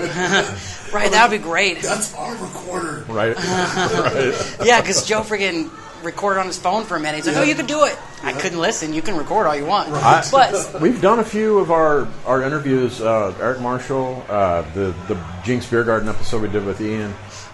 Those were done on my cell phone. Right. It can be done, and it can sound okay, but and then of course, which is like anything, the content is what's important. Yeah. But it does help if it's recorded nice. And we're talking on lapel mics right now, bitches. Right. That's right. Friggin' Don't even have to use our hands. I can squeeze two things at the same time right now. Like I can lean to the Beers. left, I can lean to the right. Doesn't matter. That's right. So I guess did you have a picture of what you wanted it to be? Past hanging out with your friends, or Nope. Is that? It was just a good reason to get together. We were friends for fucking long ass time. Jesus Christ, probably 13, 14, 15 years now. Yeah, and as you get older, it's kind of hard to get together with your friends. And it was a good excuse to get together with your friends. Just talk about fucking whatever. Yeah. A lot of Bends it out. masturbation initially. Well, you talk about what you love. You know what I mean? Right? That's right. And what you know. And I know way too much about that now. When it's Unreal events and unreal ways to do the masturbation. right? Someone popped up in the news the other day, and I'm like, amateur. Right. Like, come on, you ain't gonna surprise me. Come on. Yeah. Well, I guess I don't know. I don't know how to picture. Is this a big moment for you? How do you weigh it? The 200 episodes. Is it just like, I guess this is episode 200, I think or are you putting some weight on it? I put less weight on it being the 200th than I do on having Wes on. Yeah, of course. Or whoever our guest is each week. That's what it's turned into. Is not only are we learning, we're helping other people learn about beer. It's just fun to sit down and talk about beer and learn about this thing that up until a few years ago was just a way to turn my brain off, frankly. Yep. Yeah. Can you talk about moments where you felt the show evolving? Are there specific times you're like, this is where this changed to, and it's for the better, for the worse, whatever. But are there big moments you're like, I can see that around episode 5 we're like, oh, this is really fun. Let's be a little bit more serious. Or are there things like that? Yeah, I mean, and you may have different answers than I do. For me, the serious aspect that happened not that long ago. Yeah. I mean, the show definitely took a turn around episode 115, 118. We started doing different things, and then it was just. I mean, I put it directly on Jeremy and his girlfriend Heather. They were out one day and talked to Wes and set up an interview. I'm like, holy shit, we can actually talk to someone that's directly involved in this awesome beer that I drink. Well, Right, yeah. And the funny thing about that is, when we had that initial conversation with Wes, it really was intended to be like, can we come in and use your tap room as a backdrop to tell dick jokes? Right. And then when he was like, nah, we'll have Eric Marshall on your show, and I'm like, oh. Yeah. Well, he's an interesting motherfucker. I want to talk to him. I don't want to tell dick jokes. Yeah, when I got that text, I'm just, what the fuck world am I in right now? Dude, how awesome would have been if Eric Marshall just showed up with the best dick jokes. I bet he's got some. I bet so. He does. No, for me, there's been a few moments, and I think a big one for me is the first 120, 30 episodes, whatever it was. We were doing the crazy news. We were talking about people touching themselves in public and drones and whatever else was coming up. And I think when we decided to drop that, talk more about beer, we started doing beer tournaments. We started reviewing a couple beers an episode. That was a big turning point for me when I went, this show is it's still pub talk. It's still talking shit and whatever. But it's you drop the crazy news and you go, this is a beer show. I feel like, yeah, and like, while being crazy is fun, it's really great to kind of focus on a thing that you guys love, right? Everybody does the crazy bullshit out there. There's millions of podcasts, thousands of podcasts, and the majority of them focus on crazy, wacky stuff. You see it all the time on Twitter and Instagram and everything. It's like, there's no way to separate yourself from that if you keep just talking about the same thing. Yeah. But the craft beer market, like Wes talked about earlier, it's really booming now, and why not go that direction? Yeah. There's not a lot of people doing that. And right now, as far as I know, we are the only ones doing that, particularly focusing on Tulsa and Oklahoma City, the Oklahoma area. There are other people that talk to Eric or whoever in the craft beer world, but they're doing more of a local events type podcast or something like that. When we jokingly started referring to ourselves as the unofficial official craft beer podcast of Oklahoma, I was just fucking around one day and said that. I think we were actually in their old tap room when I said that. The best shit happens, I'm like, huh? And that's a direct reflection to how we came up with the pub talk. Yeah. It's like, fuck it, well, that sounds great, let's do it. Yeah, and I think we added it to Instagram Instagram right then. Yeah, and it was like, okay. And from there, I think that helped turn a lot of Oklahoma people and go, oh, wait, what? Look over there, that says Oklahoma.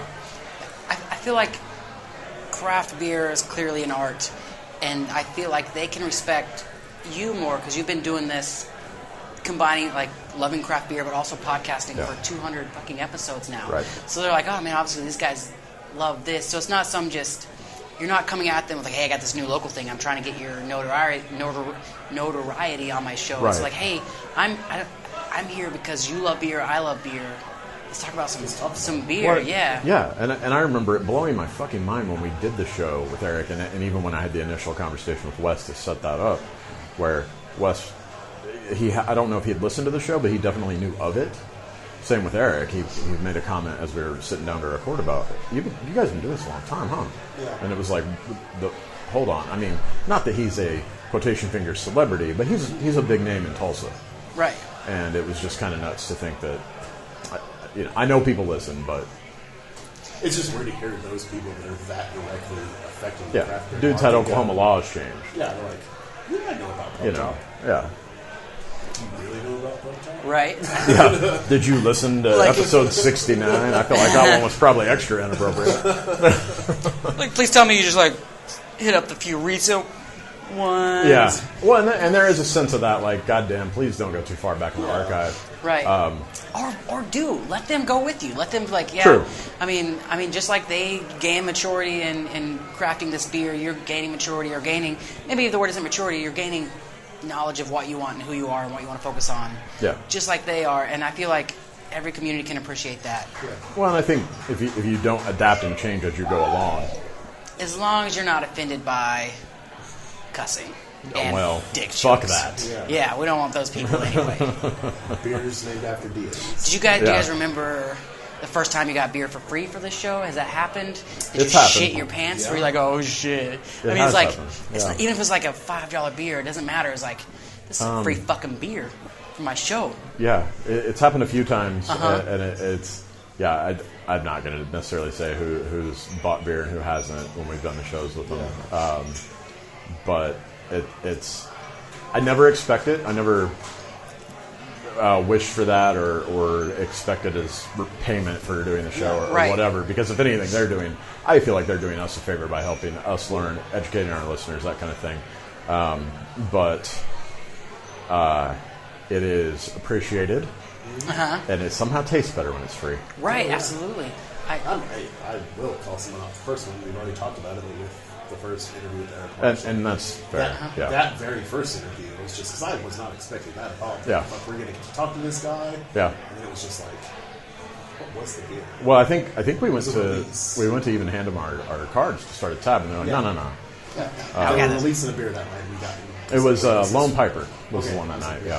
Oh shit! And then it's that first interview, so it's just like I don't know why I was nervous as fuck because I'm talking to a dude that makes the beer that I love to drink, and then getting free beer. So I'm of course like, keep drinking these. Try to kind of calm these nerves. Yeah. And times ensued. It has to carry a little bit more weight too than, hey, if I bought you a beer, it'd be cool. I bought you a beer, sure. But he's sharing with you his fucking beer. Right. Yes. He's like, please enjoy this on me. I can't wait to share this beer with you. That's so cool. Yeah. Crazy. Yeah, and it's to the point now where, the guys over at Nothing's Left, I'll call them out because they're becoming very good pals at this point. They invited me by last week to try a beer a day early, essentially. What? Yeah. VIP, baby. Yeah. So when you start having moments like that, it's. You're like, bro, I don't know pre-ordered that this 8 months ago. Yeah, I just don't know that I'll ever get used to that. I'd like to think I won't. Beautiful, huh? That's awesome. Yeah. What, I guess, not contained to local, or just what have been your favorite beers you kind of learn about, like surprising beers, I guess, or just moments that you remember? I don't have to put a name, a definition, but just talking about this, what comes up in your head is like, this is a beer I remember or want to talk about, that kind of. That's a long ass conversation. Yes, sir. It is. That's all right. It's a podcast. We can go long. That's a long ass conversation. Man, first beer that I was like, okay, this changed my life a little bit, I think. And when I say that, I mean on the show. We'll talk about first craft beer at some point, I'm sure. But Prairie, bomb.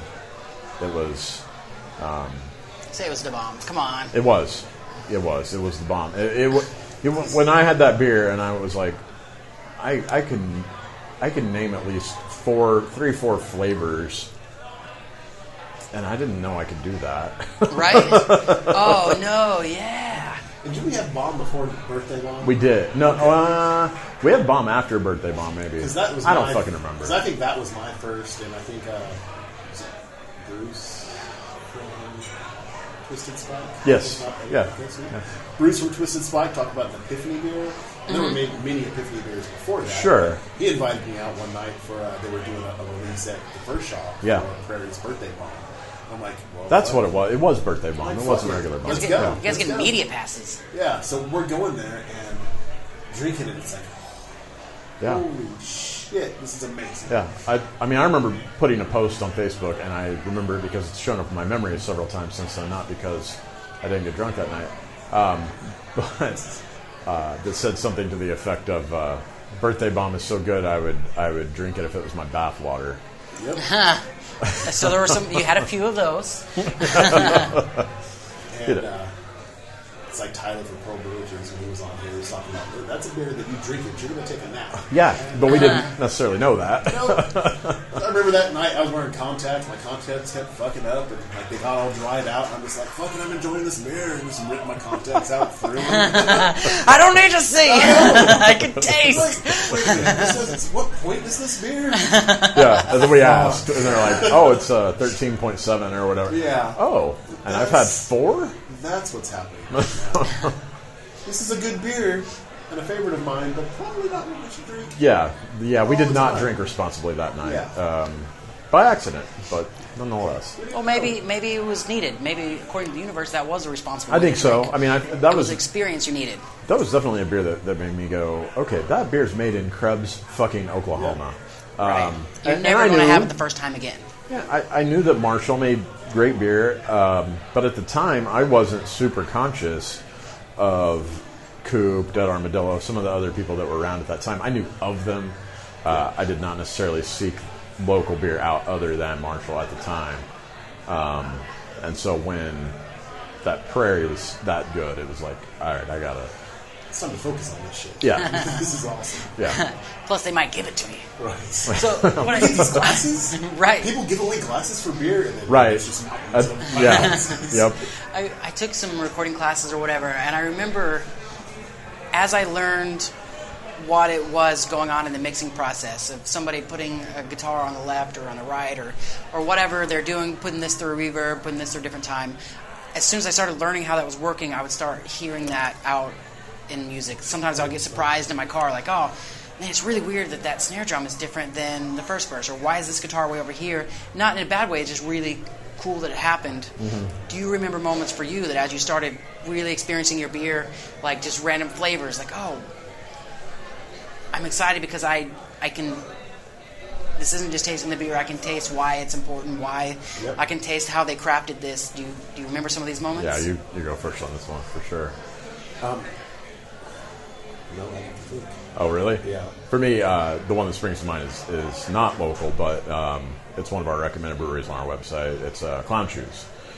Their chocolate sombrero was one of the first times that I was like, wow, I taste the chili peppers, the chocolate. At the time, yeah, the sombrero. But at the time, I still kind of associated dark beer with maybe being too heavy or not as good as some of the other stuff that I would drink. That beer changed that perception quite a bit. And that was one of the biggest things from the show, talking about earlier how Coors Light, Miller Lite, drinking that stuff. And then thinking dark beer was just fucking disgusting. Yeah. Which it is, of course. Yeah. And then all of a sudden now it's just like, my favorite. To be fair, I was judging that on Guinness, and there's nothing wrong with Guinness in a way, but Guinness is the Coors Light of a stout. Again, great if you like it. They're not listening, so it's fine. Everything is relative to your personal experience. You know, yeah. I based my dark beer experience on Guinness prior to doing the show, and wasn't a big fan. I remember when we first started doing the show, and and I was doing the website, and I used to put quotes up about each beer for the first probably 50 episodes. In the first handful, we had, I don't remember what dark beer, and you had a quote that said, I thought dark beer tastes like dick. This dick doesn't taste that bad. That was coming up. Hey! I'm pretty sure it had to either be Zingu or it was, I think that's what it was. The Zingu Blackberry. Yeah, I think that's what it was. That would make sense because that was early on. Yeah, but there's been many like that. I don't know at what time, where in the timeline Tallgrass came into the picture. Yeah, but they're King Buffalo and Buffalo Sweat. R.I.P. Those were oatmeal stouts, and before then it was just like fuck stouts. And that was a nice gateway because it was like. Yeah. There's a little flavor here. Now, if I were to go back and drink those, if I could, there's not enough flavor there. Right. It's just because you're transitioning from drinking just your basic Miller Lite, Coors Light to something that actually has some substance to it. Right. Well, and another one I'll throw out there, we talked about this, I think, last episode or 2 episodes ago. One of the last few episodes that holds a special place in both of our hearts because, what Wes was talking about beer being a social thing earlier and bringing people together. Casper White Stout. Yeah. That number one blew my mind because it's a white stout.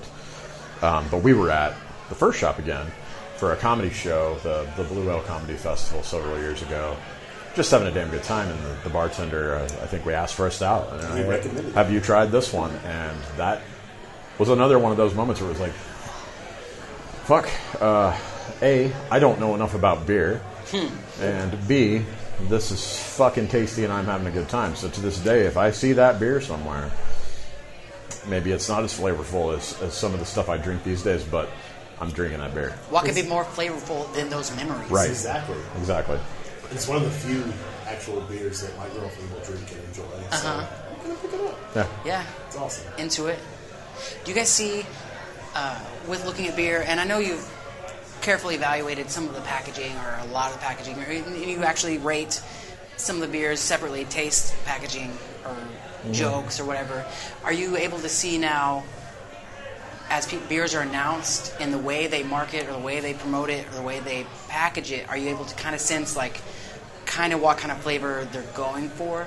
Because I mean, I rate that as kind of a more of a heightened level of experience where you're like, okay, I can see the use of these colors even. Maybe if you're not breaking it out in your mind that way, but that's what's like, oh, they're going for this flavor. I can guess that it's going to be a little bit of this or whatever. I don't know the words to add to that, but yeah, for sure. And I mean, packaging used to play an important part because every episode we rate our beer on a scale of whatever to 5, and most times I will give something an extra rating if the packaging is amazing or unless the flavor or whatever. Yeah. like if the packaging had a dick joke. Exactly. Sure. If that was on the shoot, that is definite God level territory.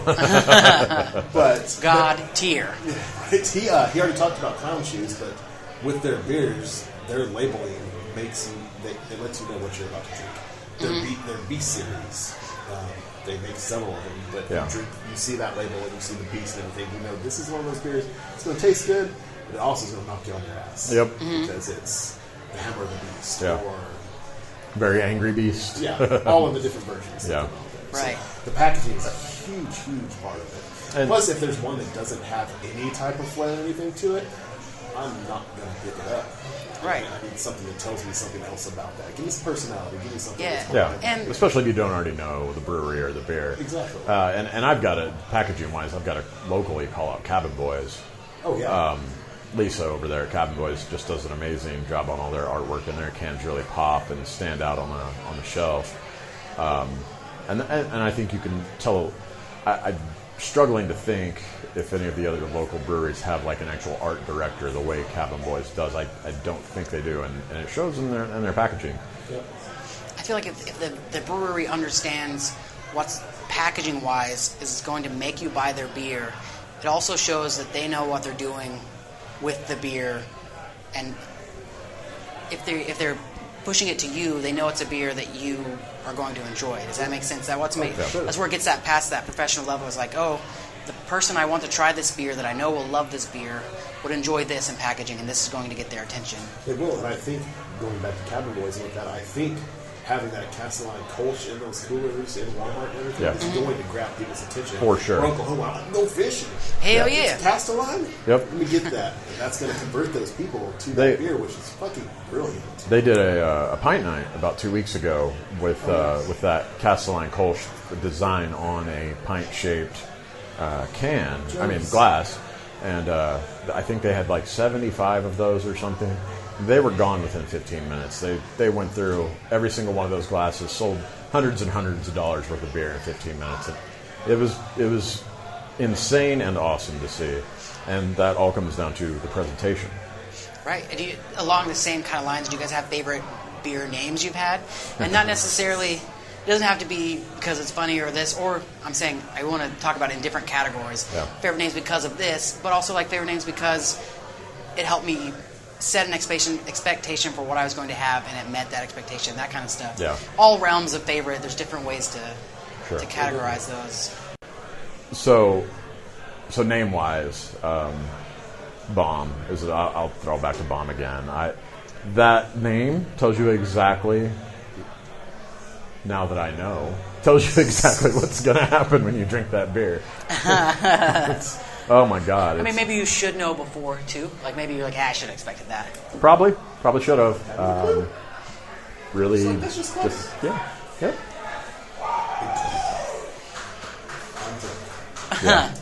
Yeah. It drops the bomb on you. It really does.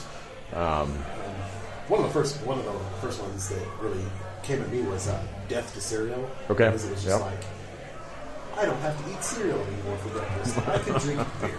Well, It says it right in the name. and it drives home that breakfast stout. Yep. Yep. Death to Cereal. I'm all about a revolution. Yeah. Yeah. That was another one of the- something big. That was another one of the That was beers years that ago. was, it was a gateway stout for me. It was, Yeah. Who and makes it. that? Who makes Oh that? shit! I don't know. I just had one the other day, and I cannot remember who makes Let's see. it. It's from like Oregon or something. But anyway, yeah. I mean, name-wise, I'll throw another shout-out to Cabin Boys. I haven't gotten to have this beer because it was a limited batch last year, but they've got the poster hanging in their warehouse area. The Miss Stoutfire. I mean, Jesus Christ. Wow. I have no idea what that beer tastes like. I want that beer because of the name. And there's a lot of examples of shit like that. I remember having I want to say it was Tallgrass that had a Top Rope IPA that had a cartoon version of Hulk Hogan on it, and being a wrestling nerd, I'm like, I've got to do that. So that ties into the name and the label aspect. And then I'll throw in one that's out there that's new that I haven't tried yet, but I want to, just because one, we love stouts, and two, it's a new brewery based out of Oklahoma City, but Cross Cannon has just put out a new stout called Night Ops. Yeah. Night Hops? Night Ops, like a military type theme, Yep. and it's got like the whole night vision and all that stuff. So if I'm drinking that just means that I'm like some secret military person. Like, Sure. Yeah, doing some recon. Yeah. Yeah, and we just did that tournament a few episodes ago too, of all Tulsa beer, and there was a couple beers in that caused us to sing every time we said the name, and anytime you could trigger something like that, I mean, that's going to stick in your head. Welltown Brewing downtown, they had a beer called Caribbean Queen, tropical stout. So, of course, every time we say it, got to start singing the Billy Ocean. And Instantly went to my Spotify playlist. yeah, Right. I couldn't stop listening to it because it's like yeah, nostalgic. absolutely. And then Willow's family was in that same tournament with their beer called Heath Sweat rather than Keith Sweat. So every time I heard that, I started hearing Twisted in my head. Yeah, anytime you can trigger emotion with the beer name, that's good shit. Have there been surprising ways that beer's affected other sides of your life? Positively, like, oh man, I didn't expect my love of craft beer to affect this. Hopefully it's positive ways. Yeah. But just like coming into your life, I don't know. Well, I mean, Examples. the easiest example for me is I'm engaged to my girlfriend Heather. We would not be together if it wasn't for craft beer because we met on an online dating app and everything and had some stuff in common, but the main thing that bonded us was going to Dead Armadillo, coming to Marshall, Roosevelt's, and trying different beers together and comparing notes because she tends to like different flavors than I do. And that's one of the main things that we do together on weekends and whatnot is go try beers, and It's awesome. so it changed my life in that respect. I would say we've gained friends out of the craft beer industry as well, especially these last several months. But even before that, just beer's a social thing. You make friends while you're drinking beer. Yeah. For me, it just affects what I'm doing with my family outings. I can put an example would be the gathering place that just opened up in Tulsa, and I've been out there several times. And if I'm out in the heat, I'm typically trying to find certain types of beer. And in the Right. past, when I was young, I would just go straight to, there's a beer stand. I'll drink whatever is here. Yeah. I just need beer. Out at the gathering place, I'm going. I'm like, okay, carrying my daughter around all day. I need something refreshing. Let's go find a beer stand. So I go to the first one. Miller Lite, I'm like, no. What? There's another one that says the best light beer. Let's go to that one. Go up there, Michelob Ultra. I don't think I'm going to drink beer. And I think that was the first time I've ever said that in my life. Right? Because it was just like, I don't think I want a beer today. Not that I drink beer every day, but in a moment where I wanted a beer to go, I don't think I'm going to drink a beer now. My girlfriend Ashley was like, wait, so you're not going to get any beer? You just said you wanted a beer. Yeah, but not that beer. Drink Yeah. one of those. That's barely It's beer, just- frankly. And it's because I hate feeling like I'm pretentious, but it's more on the aspect of I want to support local. I want to support the beers that are around here. Yeah. Yeah. And I would rather not drink a beer that has no ties to the community, that just produces mass quantities of beer Right. just to shove it down everybody's throat. Friggin' the Taylor Swift. Right? I mean, don't get me wrong. I love Taylor Swift. Sure. But she's marketed for the most Yeah. people that can listen. That's what I mean. Yep. Exactly. And I'm one of those people. Be palatable as hell to as many people as possible. Yeah.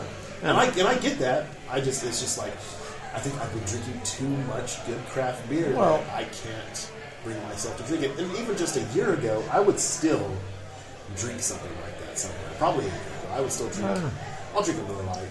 or something, and it's just I can't bring myself to do it because I feel like I'm not supporting the community. Are there favorite beers you found from the show that stick with you? Right. This is a big. All let's of pick them. 100. Yeah. I'll throw out a couple that aren't local first, Okay. and then we can jump in. You'll probably have some that aren't local either. But we've already talked about cloud cheese.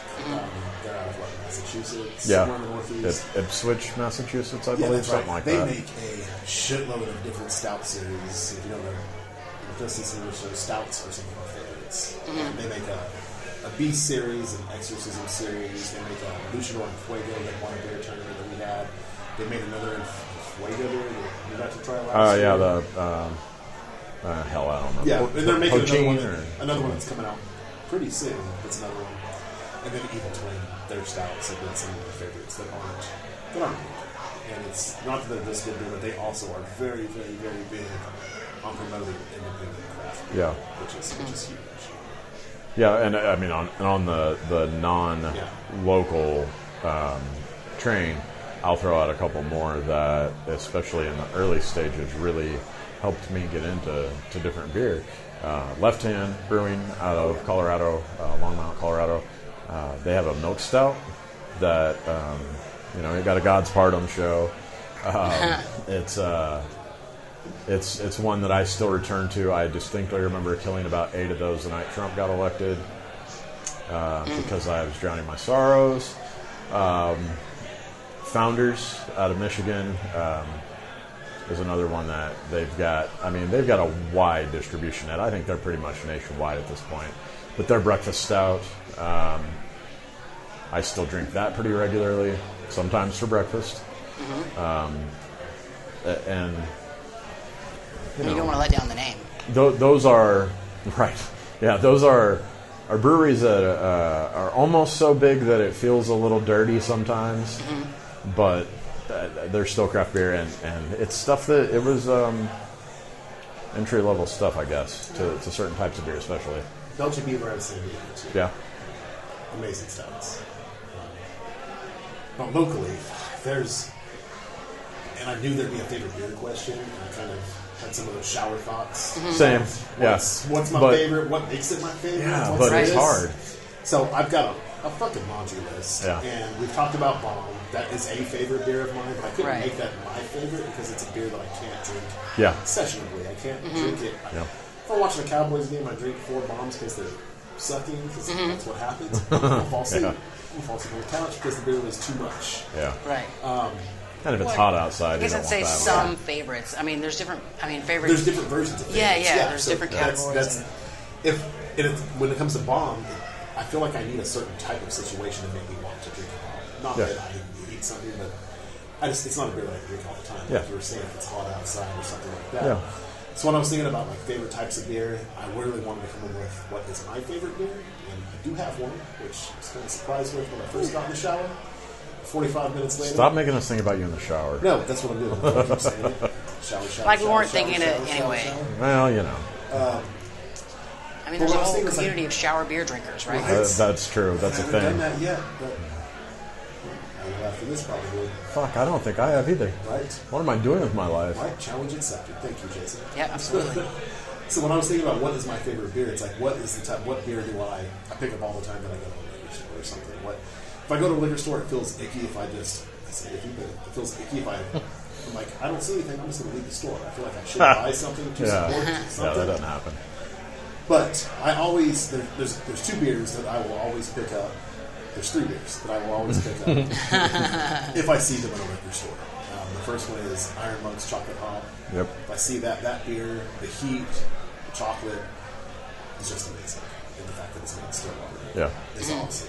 The second one would be Prairie Paradise. And I know they make several versions of that. Pirate Paradise. And Yeah, they whatever just put else. out that apple brandy. I gotta try that.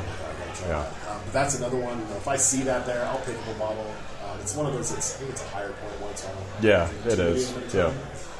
But the other one, I feel like I'm a fanboy for saying this, but I'll probably talk about them a lot throughout this. It was sad to hear earlier when we talked to Wes, they're not making it this year. I know.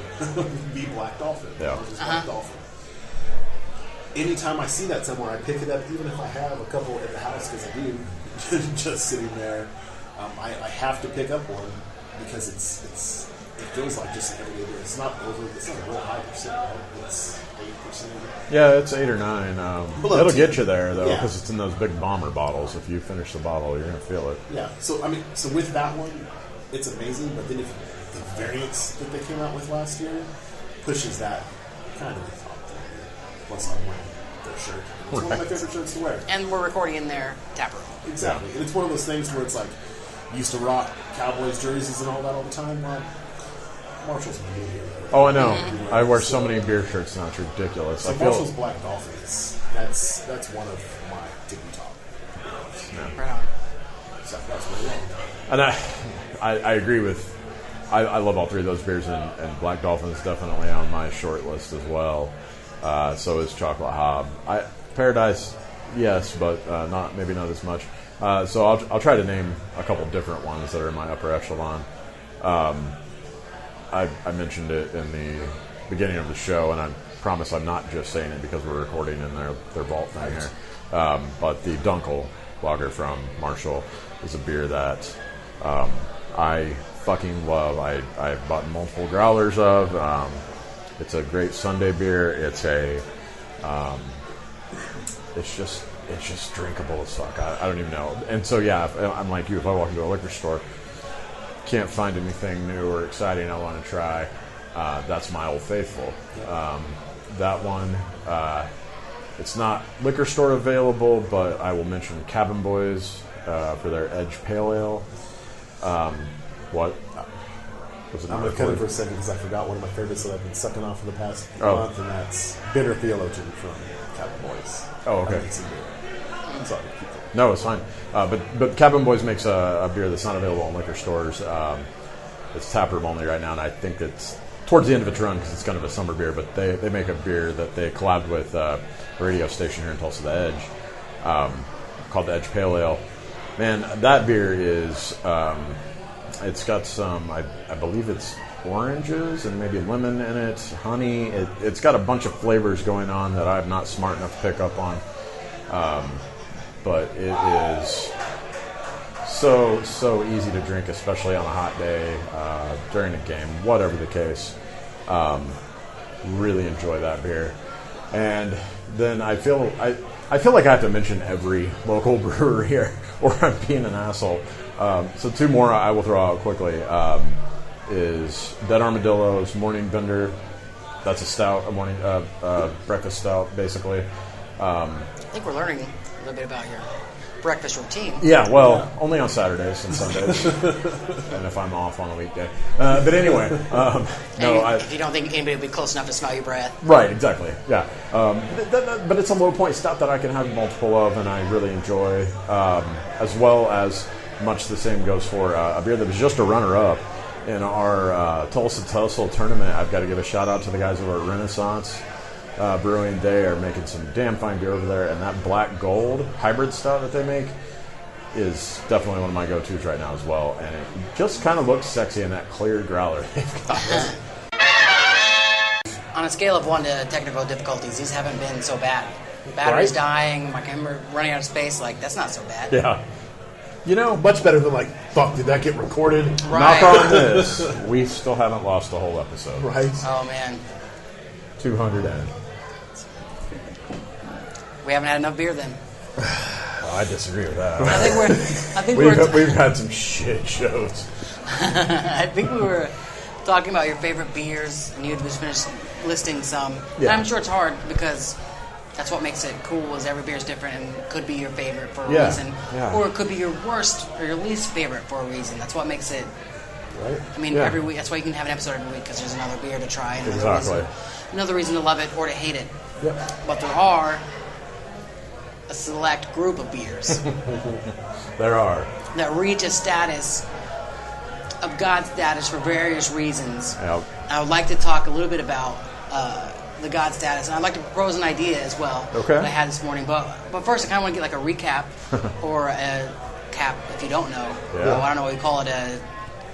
Just dropping cap. knowledge. Just Yeah. dropping. Just let's hear a list of what's going on with God's anatomy So Maybe break that idea for Yeah. people that may are just now being initiated. Open the doors of the church, if you will. or in the early days, well, first of all, when we started doing the show, again, literally starting episode 1, we decided we would try a different craft beer. Every episode, review it on a scale of 1 to 5, send it a rating. And it, God, early on, one of the first few episodes, we had a beer from the now defunct Mustang Brewing out of Oklahoma City back in the day. They had a beer that I offhandedly made the comment that it tasted so good it was like drinking from God's dick. Oh, dang. That got cut from the episode The initially. piss of the gods, right? Because, we weren't sure where to land on the blasphemy, given that this is a pretty religious section of the country. And it eventually made its way into a clip show at some point later on. And then from that point forward, it was kind of like, okay, that was funny, that turned out well, no one really reacted negatively. Lord knows if it's negative, you're going to hear about it on the internet. And so when we didn't get any negative feedback, it was like, fuck it, let's go for it. Yeah. And so what it's evolved to is anytime we rate a beer across the board, 4 rounds or higher, that means holy shit, it's good, and it gets assigned a God's body part. Right. Because that just means if it's a part of God, it has to be good. Yeah. It's nothing He against can make it taste like religion or anything. It's just it doesn't have to be your God. It's, Exactly. It's our God. It's Pub Talk's God. Yep. It's Right. It's an awesome it's our God. deity. And What are some, our God has lots of body parts. Yeah, what are some examples? We've got God's pubic beard. Pubic Because what? We're here. Wait, Pubic what? beard. Okay. And it's Marshall's Atlas IPA because there was a beard on the bottle. And Oh, right. Colin God's beard wouldn't be dirty enough, so he was like, what about pubic? All right, there it is. Yeah. And, of course, that's fucking great. And, Yeah. we've had some recent ones, too. We've had a lot recently. A lot of beards recently. Yeah. We had a beer from Nothing's Left that ended up being God's, was it ginger It beer? was ginger beer. Okay. I always have to harken back because you named this one was Bomb, and that was God's pussy because who back in the day didn't say, to your buddy you're bragging, that pussy was the bomb. Right. I mean, I've Hey. never said that, but Yeah. actually because I haven't had enough, apparently. They were high skill. Right. It's a highbrow show, Right, yeah. Don't worry about it. I distinctly remember God's butthole. Yep. Yeah. That was Shiner's birthday, wasn't it? Shiner's birthday bomb. Yep, that was God's asshole. Yep. Oh, yeah, it wasn't butthole, you're right. Sorry. This Sorry is about Pub Talk, Jason. Come on. Sorry about that. Sorry about that. Yeah. There's been dozens now, and we always joke that we wish somebody that has some sort of artistic talent would go back through the archives, find all the God's parts, and draw us up a nice science-style diagram. Yeah.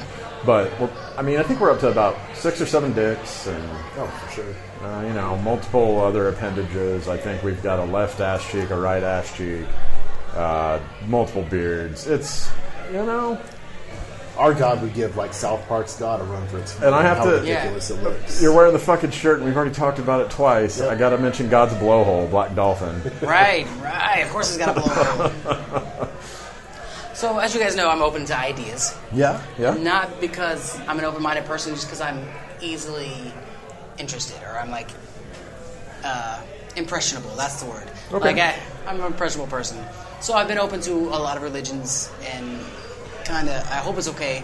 We haven't really spoken a minute, but I kind of want to get religious for a second. Oh, shit. And just talk about how religions will show you some of God's virtues, and they'll talk about some of the more important virtues of love and empathy and grace and all that kind of stuff. But I haven't really found many religions, or I don't personally know many religions, that actually take you to a very personal place of describing God's physical anatomy. Yeah. It's Church Pub Talk. That's So, right. I know I've pushed the idea of starting a cult with you guys. Yep. This isn't a new idea. It is Like, you not at guys need a all. Pub Talk cult. Nope. That's where the money is. That's where the love is. Yep. But who else is showing God in such a personal, picturable way? Like, some gods have 7 arms. Pub Talk God has 7 dicks. Yep, and what's that's right. better than having 7 dicks? Right. And a pussy. 8 dicks. And a two blowhole. Right. So the idea I want to come at you today with at episode 200 is maybe we've been looking the wrong direction. Maybe we've been missing the forest for the trees, or whatever analogy you want to use. Sure. Is there potential that Pub Talk itself, as an entity, is a god? I'm not willing to say that.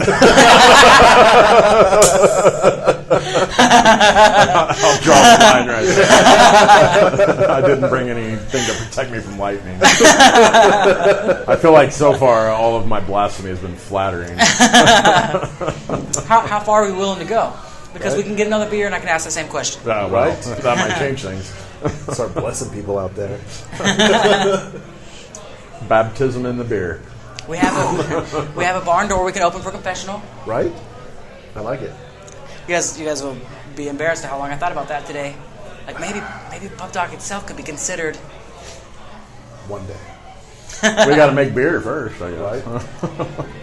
So I think I've asked all the questions I planned on asking. I want to Okay. push that idea. I won't lie. I'm disappointed. You guys weren't ready to go there. Well, Right? Not yet.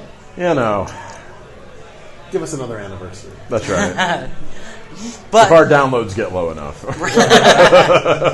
But I do want to say thank you guys for Man, having me. thank you so I'm much. happy to be a part of your 200th episode. I'm happy that you guys are at 200 and doing it at a place you love with people that make some beer you love and I can see you guys really wrapped up in the community.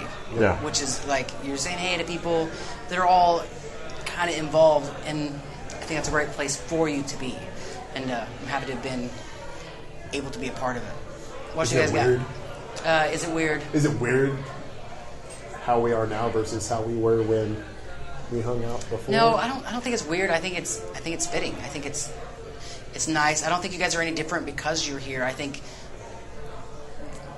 you're in a place you should be at episode 200 or whatever, any episode. Yeah. I'm saying like it's not weird because you guys are comfortable and you're not doing something you dislike just to be at the bar or at the pub or at the tap room. You're not doing that. You're just here doing the same thing, but now you're in this community of like-minded people that love things you love, that like talking about things you love, and like hearing you guys talk about the things you're into. I think it's cool. I'm happy for you.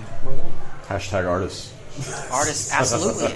I will never forget that. That's right. Absolutely. We're artists? Definitely. That epiphany on your show.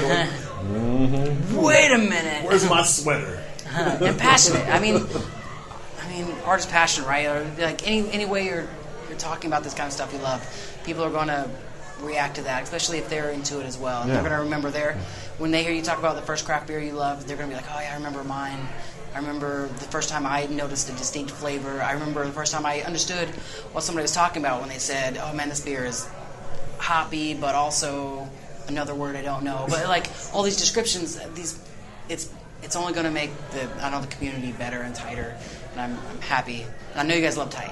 Mm-hmm. That's right. Awesome. All right. Well, thanks again. Absolutely, man. 200 in the bag, baby. Yeah. No pressure. All right, so keeping the 200th anniversary going, we've got a friend of the show, Joe, here with us to talk about... How's it going, guys? Man, thanks for being here. Appreciate it. We're drinking some beer. I think we're just gonna shoot the shit, talk about our first experiences with craft beer, right? Sounds good. You want to lead us off, Michael? Oh shit, this is my first experience with craft beer. Craft beer. You say crap beer? It's a crafts. Oh. Sorry. So wait, so my first experience with craft Well, I beer? mean, I just figured the three of us, yeah. Just, Holy shit. So, I mean, I think for a lot of everybody, it started probably, 10 years ago when Marshall's opened up. And then, and it was I'm before old. that. it was, Yeah. well, when it really started, So I've got to throw out, talking about first craft beer. I distinctly remember you and I being at a house party in 2006. Yep. New Year's Eve. And Boulevard. They had a keg of Boulevard wheat. And at the time, I think we were drinking exclusively the big-ass beers at Sutures. Yep. The Miller Lite, I Miller believe. Lite. Yeah. So I remember that kind of blowing my mind, being like, wait, this is made in fucking Kansas City by like a smaller company, and Right. it's good. Jesus Christ! Now that didn't turn me over to the other side yet, but that's the first time I can remember being like, damn. Boulevard Wheat is kind of the weird gateway beer for everybody. Especially in this part of the country, I think. It's that one thing that you can find that's not when you don't want Budweiser, you don't want Coors. Yeah. That's going to be on tap. But now, I mean, we're luckily in an age where there's a Coupe F5 on tap anywhere you go. Yeah. Yeah. And it definitely wasn't craft, but I remember when I was like in my early 20s and just still drinking Coors and Miller Lite, and Wes was talking about it earlier, just something that was different. And someone brought out a keg of Rolling Rock. Okay. I was like, holy shit. Yeah. Yeah. This is fancy pants. So mine was Amberbach. Right. Which isn't, like, now we look back and it's like, That's shit. nothing, No. but Right? it was, yeah. I was so excited over that Yeah. Rolling Rock. Blew my fucking mind back in the day when I was just drinking that lighter beer. And then during that same, it was a 2-week annual training. I think I was 21. And I heard that we were getting that. And then this girl that I knew was like, you want to drink some of these Mickey's 40s? She had a couple. I'm like, what is that? It's got to be on the glass. Right. It's got to be cool. So I'm taking those, drinking it, doing keg stands at 21. I hadn't been drinking that long because I was lame. And it was great. But like, yeah, not craft beer, but it was a slight different beer. change from Yeah. the shit that we were drinking all the Right. time. It's all the shit Where you go, that oh. matter, where you go from, I mean, you either drinking Coors Light or Bud Light. Yeah. And now you go back and you taste and you're like, this tasted like somebody put Fritos in a jug of water. Yeah. Yeah. Ew. Yeah. Or delicious. What? Maybe. It might be, depending on who brews it. Jesus Christ, I never thought I'd be drinking a beer with Fruity Pebbles in the mash. Right? You know? And I also go back to, our house party days when we were in our early 20s with our friend Brian, back in the Walmart days, who, Those rogues, he was bringing those rogues over. The he Dead was Guy his Ale. own beer, right? Too. Yeah, and then I think his birthday that year, we all chipped in and got him a home brewing kit from High Gravity back when it was across the street. Oh my god! I remember trying to put that shit in a beer bong. And Yeah. just instantly vomiting. And he brought that shit over, Everywhere. and he's like, "Here, try this. It's 17%." And of course, we're in our early 20s. Like, I'm not drink anything. I'll drink Get me all fucked of up, it. right? And I remember someone was recording video of me trying it, and I might see if I still have that somewhere. And I think I about spit it out and said something to the effect of, this tastes like cream corn. Yeah. Those There are were a the lot of fun videos of ages those. where it was more of, I don't care what it tastes like, what's the ABV? You go through a weird transition period Yeah. where you realize, hey, there's better beer. Oh, but the alcohol content's really high. Yeah. Hey, what's the highest alcohol content that I can Right. get? So I think my first homebrew, like I did, that was my goal. And I think I got it up to like 13%. And that's what it was with And Brian. it was, from High gravity. High gravity? High Gravity, yeah. And that's what it was with Brian's beer, because I remember tasting it and being like, this is fucking gross. But it's High Point? How about we put this in a beer bong? Right. Different goals. Yeah, back so in the day. I don't have to taste it. It just gets put into my body. Open your throat. You taught me that. Yep. And Michael turned into a sprinkler. Yep. Everywhere. Oh, his apartments had lots of my throw. Oh, We put so much shit in the beer bongs. It yeah. was insane. Yeah. I'm just happy that Prairie Bomb wasn't a thing when we were in our early 20s. Death. Because we would have done it. Well, and now, I mean, just think about the last 3 years. Yeah. How far everything's come. Not only is it just Prairie Bomb. I mean, now we're looking at, we've got stuff like Paradise from Prairie, and Paradise and Apple Brandy. Yep. Oh, yeah. Right now, I'm drinking Marshall's aged in whiskey, Yeah. and that's 15%. Yeah. Just But think about the beers you're that- drinking it and enjoying it. You're not I'm drinking not it and get fucked pounding up. it. Yeah. No. Yeah, it's completely I'm different. enjoying it for the taste. Yeah. I am not drinking it just to be like, oh my god, Yeah. like what's the highest? And That's what I'm doing. And that's what I tell people sometimes when they ask what this show is, and I'm like, honestly, what it's really kind of turned into is the evolution of a couple beer drinkers. Because Jesus Christ. You know, what were we drinking when we first started? Sam Adams and stuff. Well, this is craft. Yeah, right? And I remember just a few years Which ago. it is, but... Yeah, a few years ago trying beer with you that was from New Belgium, and it was an IPA. And I don't remember what the New Belgium was. It wasn't New Belgium, I don't think. No, it was New... When we were in Dallas. Yeah. Huh? What'd you say? I think it was when we were in Dallas. Oh, okay. Yeah. You had it in the cooler, and I was like, Yes. fuck it, I'll try this too. And just going through all those, it's like, wow. All the different beer out there was like blowing my mind at the time because I came from a place of this is all the beer that there is. And then in that cooler, just having all these different types, it's like, the fuck is the world coming to? What am I going to do? I'm going to die. But then you grow to learn to enjoy it for what it is as opposed to let's just get fucked up. Right. Even though that happens every once in a while. I mean, you know, Black Dolphin Friday. Whatever. It's not going to happen this year. I know. We'll have to do an El Kukui Tuesday. That sounds amazing. I wish it was on my birthday. You were always gracious enough, though, to invite me over to your house to watch fights. Sure. Stuff like that. And I always tried to bring over something that was different. Yeah, I remember that. And I think I'd always leave it to be like, I remember you leaving the all-day IPA from Founders. All day, yeah. And we turned around and reviewed that on the show and shit all over it. Yeah. And now you look back and it's like, hey, like, definitely not one of my favorite IPAs. Yeah.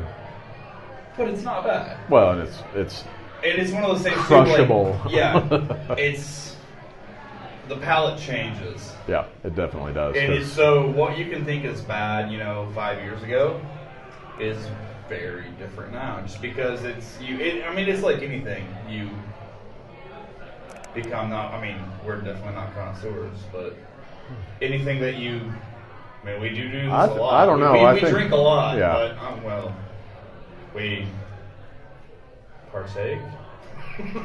We imbibe. Yes, let's go with that. That sounds beer fancy. professionals, goddammit. I think we are. Jason said it on one of his old podcasts. Yeah, it takes so many hours of... I think it was That's 10,000. Yep. It's happened. We're beer professionals. Yep.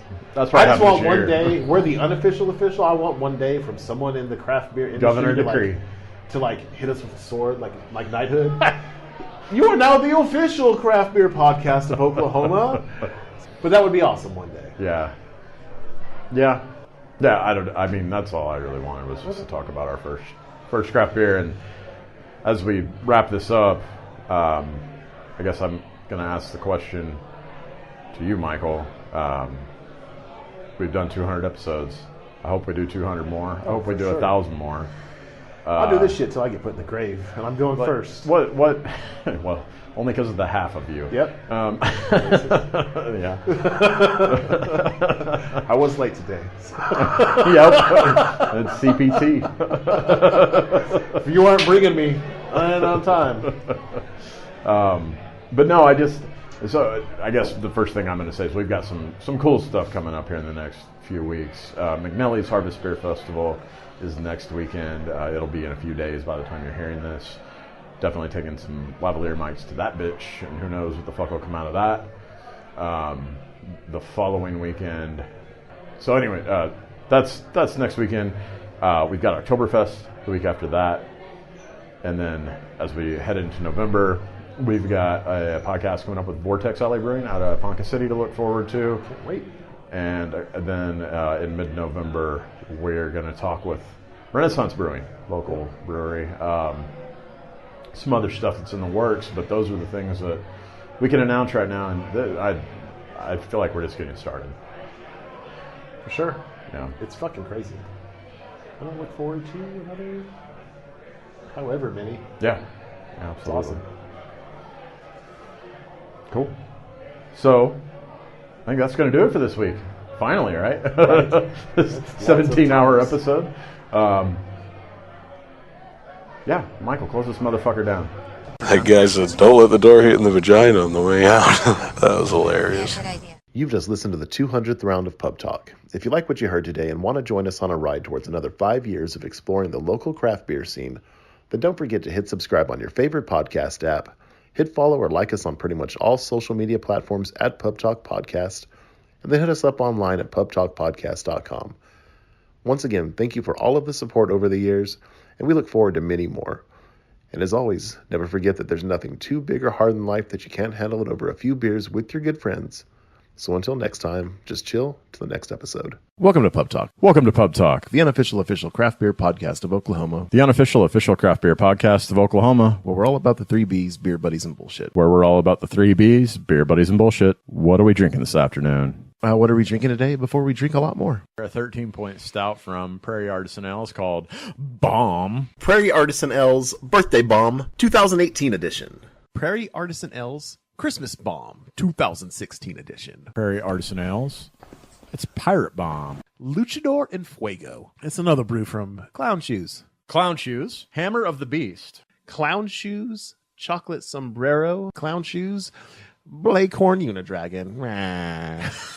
A beer from one of our recommended brewers, Clown Shoes. This one is called Freddy the Tornado Tamer. Mustang Brewing. Rocket Fuel. Imperial Pale Ale. Mustangs, utterly awesome. It's a peanut butter milk stout. Left Hand Brewing Company. We're drinking their milk stout. Nothing's left. Their salted watermelon goza. Rogue's Voodoo Donut Grape Gorilla. This is from Marshall Brewing Company. It's called Bound for Glory. Marshall Black Dolphin. Marshall Old Pavilion Pilsner. We've got Marshall Brewing's Black Dolphin with coffee. Oh, shit. Iron Monk Brewing Company, which is based out of Stillwater, Oklahoma. Chocolate Habanero Stout. Iron Monk Milk Stout. Waterfall Hoppy Wheat from Core Brewing Company. Habanero Sculpin from the Ballast Point Brewing Company. We've got Evil Twins Imperial Biscotti Break. The awesome Evil Twin Brewing Company. This one is called Even More Jesus. Barrel-aged Bible Belts from Prairie and Evil Twin. So Omnipolo, Evil Twin Brewing. It's their Pink Lemonade IPA. Another Dick Baby beer from Evil Twin Brewing and Westbrook Brewing Company. We've had one from them before. This is called Maple Bourbon Barrel-aged Imperial Biscotti Cake Break. Holy fuck, it's a lot of words. It's Mexicati. Did I say Mexicati? Yeah. Stone X. Ocoveza. Magic Juice from Elk Valley Brewing Company. The Ocho from Elk Valley Brewing Company. It's from Vanessa House Beer Company. They're 1109. Angry Scotsman Brewing. We're drinking their Pale Rider. Knee Deep Brewing. Stoutello. Recommended brewer, Cabin Boys Brewery, and I'm having their Bearded Theologian. Cabin Boys Brewery. It's called the Edge Pale Ale. We got a local one. We got Coop. Koopaloop. It is Coop Ale Works Territorial Reserve Bourbon Barrel Aged Imperial Stout. We're drinking some Sploing. Sploing! It's from Omnipolo. Sploing Mango S'mores. We got Anthem Ouroboros Stout. God damn it, Founders Green Zebra. We're drinking a special release from Modern Times Beer. It's called Haunted Stars. Or Dino S'mores if you actually read the label from Off Color Brewing. Second Chance Beer Company's Festa Imperial Oatmeal Stout. Rough Tales, Everything Rhymes with Orange. Heirloom Rustic Ales, Under His Eye, number 2. We are drinking a beer from the Boulevard Brewing Company out of Kansas City, Missouri. This one's called Cranberry Orange Radler. The Pippin's Brewery Tap Room at High Gravity here in Tulsa needs s'more. Pippin's Tap Room's Not Everyone's IPA from Tallgrass Brewing Company. It is their Blueberry Lemon Ale. So 8 Wired Brewing Company out of fucking New Zealand. It is called Iced Out. Can you dig it? From Dead Armadillo Brewing. We are drinking Morning Bender Coffee Oatmeal Stout from Dead Armadillo here in Tulsa, Oklahoma. Dead Armadillo's Low and Outside. Coop Ale Works Bourbon Barrel Aged DNR with chocolate. It's part of their Casket series. Get it? Distill Brewery's Moon Jumper. Belching Beavers Mexican Chocolate Peanut Butter Stout. A beer from Carl Strauss Brewing Company. It is their Peanut Butter Cup Porter. It's from Prairie Artisan Ales. It's called Consider Yourself Hugged. No, probably Sam L. Smith's Organic Strawberry Handcrafted Fruit Ale. This one is from Renaissance Brewing Company. Black Gold Hybrid Stout. By Omnipolo. It is Noah. That's all it says. Like pecan. It was like pecan mud cake. Noah pecan mud cake or some shit like that. We are drinking, I guess, FDR from the 405 Brewing Company. Welltown's Caribbean Queen. From recommended brewer, Evil Twin Brewing. This one is Imperial Biscotti Chili Hazelnut Break. Marshall's Black Dolphin. God's Blowhole. A beer from Off Color Brewing, Coffee Dino S'mores. One of these crowlers I brought home from Marshall the other day that I was just talking about, the Belgian Stout with coffee infused, Topeka coffee to be specific. Mountain Fork Brewery from Hochatown, Oklahoma. This one is their MFB 9.0. This is another one by Prairie Artisan Ales. This one is called Paradise. It's an imperial stout brewed with coconut and vanilla. Broken Arrows Brown Ale. Big Jamoke from our pals over at Marshall Brewing Company. Prairie Artisan Ales. And we're drinking their Blueberry Boyfriend. Prairie Artisan Ales. This one is called Prison Rodeo. Willow's Family Ales Heath Sweat. Clown Shoes beer. Octofest. Clown Shoes. Their Breakfast Beast. So it's from Marshall Brewing Company. It's called The Lone Piper. So until next time, just chill to the next episode. So until next time, just chill till the next episode.